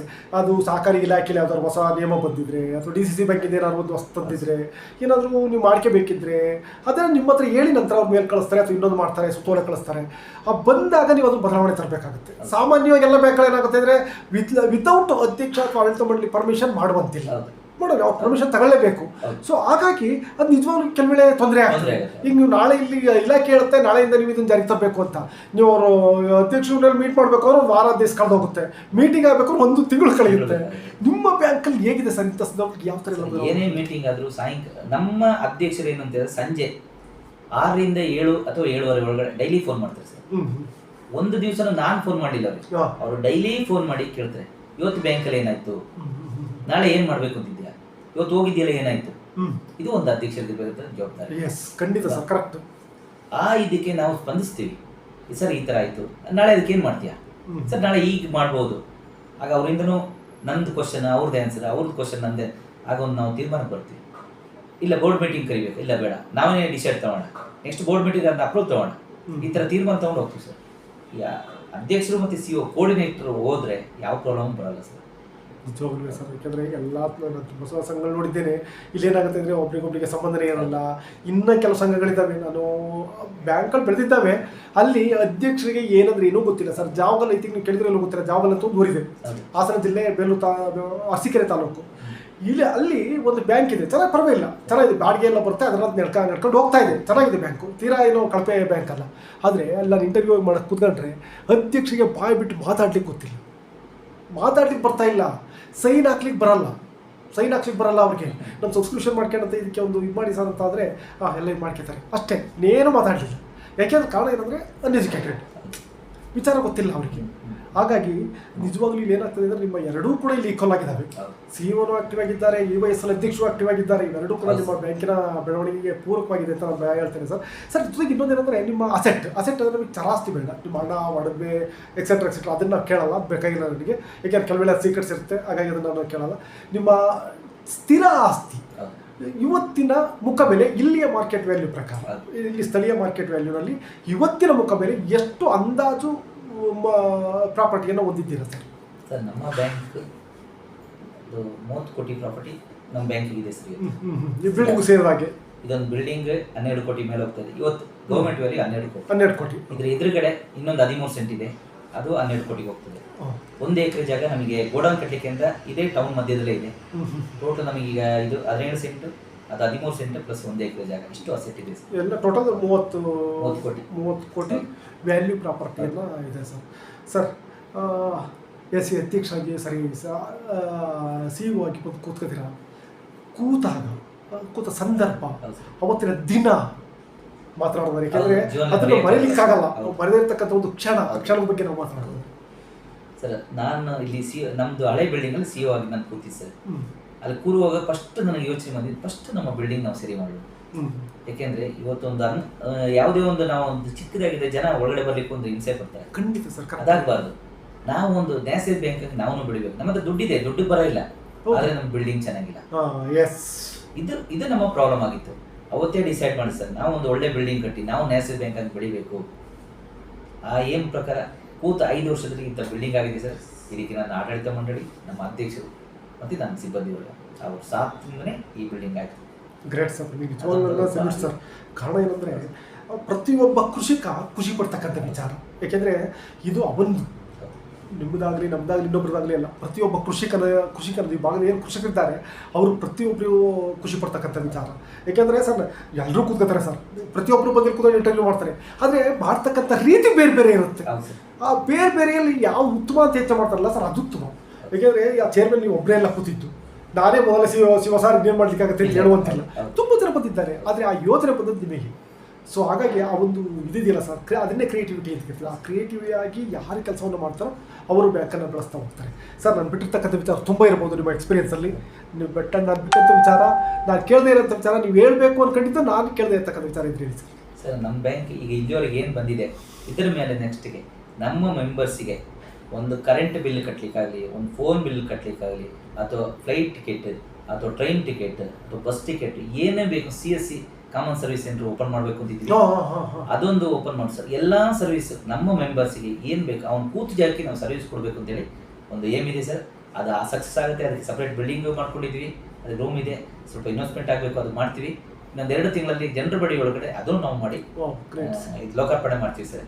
ಅದೊಂದು ದೊಡ್ಡ ಆಗಲೇಬೇಕು, ಮಾಡೇ ಮಾಡ್ತೀವಿ. ನಿಜವಾಗ್ಲೂ ಅದ್ಭುತ ಸರ್, ಅದ್ಭುತವಾಗಿ ಯೋಚನೆಯನ್ನು ಮಾಡ್ತಿದ್ದೀರಾ ಸರ್. ನಂತರ ಇಲ್ಲಿ ಥಿಯೇಟ್ರಿಗೋಸ್ಕರ ನಾವು ಬಿಲ್ಡಿಂಗ್ ಕಟ್ಟಿದ್ರಿ, ಥಿಯೇಟ್ರ್ ಆಗಲೇಬೇಕು ಅಂತ. ಯಾಕೆ ಬೇಕಾಗಿತ್ತು ಥಿಯೇಟ್ರ್? ನಾನು ಕೇಳ್ತಾ ಇಲ್ಲಿ ಏನಾಗಿದೆ ಅಂತ ಹೇಳಿದ್ರೆ, ನಮ್ಮ ಇದೊಂದು ಸಣ್ಣ ಜಿಲ್ಲೆ, ಈ ಸಣ್ಣ ಜಿಲ್ಲೆಯಲ್ಲಿ ಒಂದು ಮಲ್ಟಿಪ್ಲೆಕ್ಸ್ ಥಿಯೇಟ್ರ್ ಇಲ್ಲ ಅಂತಂದರೆ ಒಂದು ಎಲ್ಲರಿಗೂ ಏನೋ ಒಂದು ಎಲ್ಲ ಕಷ್ಟಪಟ್ಟು ಬಂದಿರ್ತಾರೆ. ಗೋಣಿಪೈನ್ ಆಗಿದೆ ಅಂದರೆ ಒಂದು ಸೆಂಟರ್ ಆಗಿದೆ ಸರ್. ಸಾಯಂಕಾಲದವರೆಗೆ ಎಲ್ಲ ಕೆಲಸ ಮಾಡಿರ್ತಾರೆ, ಸಂಜೆ 5 ಗಂಟೆ ಮೇಲೆ ಏನೋ ಒಂದು ಮನೋರಂಜನೆ ಬೇಕು. ಎಲ್ಲೂ ಇರಲಿಲ್ಲ, ಇತ್ತು ಮುಂಚೆ 2 ಥಿಯೇಟ್ರ್ ಇದೆ ಗೋಣಿಪದಲ್ಲಿ ಇತ್ತು, ಮುಂಚೆ ಇತ್ತು ಸರ್. ಅದಕ್ಕಾಗಿ ಒಂದು ಓಪನ್ ಮಾಡೋಣ ಅಂತೇಳಿ ಇಡೀ ಬೋರ್ಡ್ ಅವರು ಒಂದು ತೀರ್ಮಾನ ತೊಗೊಂಡು ಓಪನ್ ಮಾಡ್ತೀವಿ ಸರ್. ಚೆನ್ನಾಗಿ ಓಡ್ತಾ ಇದೆ. ಯಾಕೆಂದ್ರೆ ಥಿಯೇಟ್ರ್ ಅದು ಮಲ್ಟಿಪ್ಲೆಕ್ಸ್ ಅಂದ ತಕ್ಷಣ ಈಗ ರೈಟ್ ಬರುತ್ತೆ ಸರ್. ಯಾಕೆ ಸಾಮಾನ್ಯ ಥಿಯೇಟ್ರಲ್ಲಿ ಕೊಡೋ ರೇಟಿಗೂ ನೀವು ಮಲ್ಟಿಪ್ಲೆಕ್ಸ್ ಅಂತ ನಾವು ನೋಡ್ತಾ ಇದ್ದ ಕೊಡೋ ಪ್ರೈಸ್ಗೂ ವ್ಯತ್ಯಾಸ ಇರುತ್ತೆ. ಈಗ ನಾನು ಅಲ್ಲಿ 100 ರೂಪಾಯಿ ಇರುತ್ತಪ್ಪ ಬಾಲ್ಕನಿ, ಇಲ್ಲಿ 100 ರೂಪಾಯಿ ಕೊಡ್ಲಿಕ್ಕಾಗಲ್ಲ, ಕೊಟ್ಟರೆ ಮಲ್ಟಿಪ್ಲೆಕ್ಸ್ ಅಂತ ಕರೆಯೋಕ್ಕಾಗಲ್ಲ ಅಂತ. ಸೊ ಹಾಗಾಗಿ ಈ ಪ್ರೈಸ್ ಹೇಗೆ ಮ್ಯಾನೇಜ್ ಮಾಡ್ತೀರಾ ಸರ್? ಇಲ್ಲ ಸರ್, ಅದು ರೀಸನಬಲ್ ಆಗಿ ಮಾಡಿದ್ದೀವಿ ನಾವು. ಪರ್ಸೆಂಟ್ 200 ರೂಪಾಯಿ ಮಾಡಿದ್ವಿ ಸರ್, ಅದ್ರ ಮೇಲೆ ಮಾಡಲಿಲ್ಲ. ಅವ್ನು ಆನ್ಲೈನ್ ತಗೊಂಡ್ರೆ 235 ಆಗುತ್ತೆ, ಇಲ್ಲೇ ಬಂದು ತಗೊಂಡ್ರೆ 200 ರೂಪಾಯಿ ನಮಗೆ. ಇಲ್ಲ 200 ರೂಪಾಯಿ ಸಾಮಾನ್ಯವಾಗಿ ಹೆಚ್ಚು ಕಮ್ಮಿ ಥಿಯೇಟ್ರಲ್ಲೂ ಕೂಡ ಈಗ ಅದೇ ರೇಟಿಗೆ ಹೋಗ್ತಾ ಇದೆ. ಅದೇ ಇದರಲ್ಲಿ ಮೇಂಟೈನ್ ಮಾಡ್ತಾ ಇದ್ದಾರೆ. ಅಲ್ಲಿ ಎಷ್ಟು ಜನ ಸಿಬ್ಬಂದಿಗಳಿದ್ದಾರೆ ಸರ್? ಯಾವ ತರ ಮೇಂಟೈನ್ ಮಾಡ್ತೀರಾ ಅದನ್ನ? ಹೊಸ ಚಿತ್ರಗಳು ತರಬೇಕಾಗುತ್ತೆ ಅಥವಾ ಬೇರೆ ಬೇರೆ ಏನ್ ಮಾಡಿದೀವಿ ಅಂತ ನಾವು ಲೀಸ್ ಕೊಟ್ಟಿದ್ವಿ. ಯಾಕೆಂದ್ರೆ ಗೌರ್ಮೆಂಟ್ ಇಂದ ನಮ್ಗೆ ಅಷ್ಟು ಸಿಬ್ಬಂದಿಗಳ ಅಪ್ರೂವ್ ಸಿಕ್ಕಾರೆ ಇನ್ನೂ 2 ವರ್ಷ ಬೇಕಾಗುತ್ತೆ. ಅಪ್ರೂವ್ ತಗೊಳ್ಬೇಕು. ಒಂದು ಸಿಬ್ಬಂದಿ ನಾವು ಜನರ ಬಳಿ ಅಪ್ರೂವ್ ತಗೊಂಡು ಅಲ್ಲಿಂದ ಗೌರ್ಮೆಂಟ್ಗೆ ಹೋಗಿ ಗೌರ್ಮೆಂಟ್ ಅಪ್ರೂವ್ ತಗೊಂಡ್ಬಂದು ಅವ್ರನ್ನ ಇಂಟರ್ವ್ಯೂ ಕರೆದು ಸಿಬ್ಬಂದಿ ಅಂತ ಅವನು ಆಗ್ಬೇಕಾದ್ರೆ ನಮ್ಗೆ 2 ವರ್ಷ ಬೇಕಾಗುತ್ತೆ. ಅಷ್ಟೊತ್ತಿಗೆ ಥಿಯೇಟರ್ ಓಪನ್ ಮಾಡಿ 2 ವರ್ಷ ಕಳಿತ ಅವ್ನು ಪ್ರಾಫಿಟ್ ತಗೊಂಡ್ಬಿಡ್ತಾನೆ. ಅದಕ್ಕಾಗಿ ನಾವೇನ್ ಮಾಡಿದ್ವಿ, ಲೀಸ್ ಕೊಟ್ಟಿದ್ವಿ. ಈಗ ನಮಗೆ ಪರ್ ಮಂತ್ 75,000 ರೂಪಾಯಿ ಲೀಸ್ ಬರ್ತಾ ಇದೆ, ಇದು ಬರ್ತಾ ಇನ್ಕಮ್ ಬರ್ತಾ ಇದೆ ಸರ್. ತಿಂಗಳಿಗೆ 75,000 ರೆಂಟ್ ರೀತಿಯಲ್ಲಿ ರೆಂಟ್ ಬರ್ತಾ ಇದೆ ಸರ್. ಈಗ ಟೋಟಲಿ ಈ ಬಿಲ್ಡಿಂಗಲ್ಲಿ ಎಷ್ಟು ಫ್ಲೋರ್ಗಳಿದೆ, ಜೊತೆಗೆ ಯಾವ್ಯಾವ ಫ್ಲೋರ್ಲಿ ಏನೆಲ್ಲ ಕಚೇರಿಗಳಿದ್ದಾವೆ ಉಪಯೋಗಿಸ್ತಿದ್ದೀರಾ? ಟೋಟಲ್ 5 ಫ್ಲೋರ್ ಇದೆ ಸರ್. ಸೆಲ್ಲರ್ಲಿ ಪಾರ್ಕಿಂಗ್ ಇದೆ, ಗ್ರೌಂಡ್ ಅಲ್ಲಿ ಬ್ಯಾಂಕ್ ಪೂರ್ತಿ ಬ್ಯಾಂಕಿಂಗ್ ಇದೆ. ಅಲ್ಲಿಂದ ಫಸ್ಟ್ ಫ್ಲೋರ್ ಅಲ್ಲಿ ಬಂದು ಇದಿದೆ ಸರ್, ಸ್ಪಾ ಇದೆ. ಸೆಕೆಂಡ್ ಫ್ಲೋರ್, 3rd ಮತ್ತು 4th ಅಲ್ಲಿ ಥಿಯೇಟರ್ ಇದೆ ಸರ್. ಅವ್ರಿಗೆ 2 ಫ್ಲೋರ್ ಬೇಕು, ಥಿಯೇಟರ್ ಇದೆ. ಅದ್ರ ಮೇಲೆ ಒಂದು 50 ಜನ ಕೂತ್ಕೊಳ್ಳಿ ನಮ್ಮದೇ ಒಂದು ಹಾಲ್ ಇದೆ ಸರ್. ಮೀಟಿಂಗ್ ಮಾಡಲಿಕ್ಕೆ ಒಂದು ಹಾಲ್ ಇಟ್ಕೊಂಡಿದ್ದೀವಿ ಅಷ್ಟೇ ಸರ್. ಇಂಥ ಒಂದು ದೊಡ್ಡ ಬಿಲ್ಡಿಂಗ್ ಕಟ್ಟಿ ನೀವು ಬೇರೆ ಬೇರೆಯವ್ರಿಗೆಲ್ಲ ಬಾಡಿಗೆ ಕೊಟ್ಟಿದ್ರಿಂದ ಪ್ರಯೋಜನ ಏನು? ವರ್ತ ಎಲ್ಲಕ್ಕಿಂತ ಕೋಟ್ಯಾಂತರ ರೂಪಾಯಿ ಬಂಡವಾಳ ಹಾಕಿ ವರ್ತ ಹೇಳಿ ಸರ್, ಡಿಟ್ ಆದ್ರ ಬಗ್ಗೆ. 100% ವರ್ತ್ ಸರ್. ನಾವು ಈ ದುಡ್ಡನ್ನ ತಗೊಂಡೋಗಿ ಎಲ್ಲೋ ಒಂದು ಕಡೆ ಇನ್ವೆಸ್ಟ್ ಮಾಡ್ಬಿಟ್ಟು ಅಲ್ಲಿಂದ ಬರ 8 ರೂಪಾಯಿ 10 ರೂಪಾಯಿ ನಾವು ಪ್ರಾಫಿಟ್ ಬಡ್ಡಿ ಅದು ತಗೊಳ್ಬೋದು. ನಮ್ದೇ ಇನ್ವೆಸ್ಟ್ಮೆಂಟ್ ಇವತ್ತು ಬಿಲ್ಡಿಂಗ್ ಅಸೆಟ್ ಆಗುತ್ತೆ. ನಮ್ದೇ ಇದು ನಾವು ಎಲ್ಲೋ ಇಟ್ಬಿಟ್ಟು ಅದು ಮುಳುಗೋಗಿ ಆ ದುಡ್ಡು ಇಲ್ಲ ಈ ದುಡ್ಡು ಇಲ್ಲ ಅಂತ ಬಿಲ್ಡಿಂಗ್ ಬರಲಿ. ಅದು ಆಮೇಲೆ ಜೊತೆಗೆ ಎಲ್ಲೂ ಹೋಗಲ್ಲ, ಇಲ್ಲೇ ಇರುತ್ತೆ, ಮಾಡಿ ಕೊಡಲೇಬೇಕು ರೆಗ್ಯುಲರ್. ಅದು ಸಹ ಒಂದು ಒಳ್ಳೆ ಸರಿಯಾದಂಥ ವಿಚಾರ ಸರ್. Okay sir. ಸರ್ ನನ್ನ ಅಂಕಿಅಂಶಗಳನ್ನು ಕೇಳಲ್ಲ, ಕಾರಣ ಅಂಕಿಅಂಶ ಕೊಟ್ಟರೆ ಸರ್ ಪತ್ರಿಕೆಯಲ್ಲಿ ಬರೀಲಿಕ್ಕೆ ಅಂಕಿಅಂಶವನ್ನು ಬಿಟ್ಟು ನೋಡು ಅಂತ ಆಲ್ಮೋಸ್ಟ್ ಕೇಳಿದ್ರಿ ಅಂತ ಕದ್ರೆ. Okay sir, thank you sir. Okay sir, thank you. ನೀವು ತುಂಬ ಚೆನ್ನಾಗಿ ಇಂಟರ್ವ್ಯೂ ಮಾಡಿದ್ರಿ, ಧನ್ಯವಾದಗಳು ಸರ್. Welcome sir.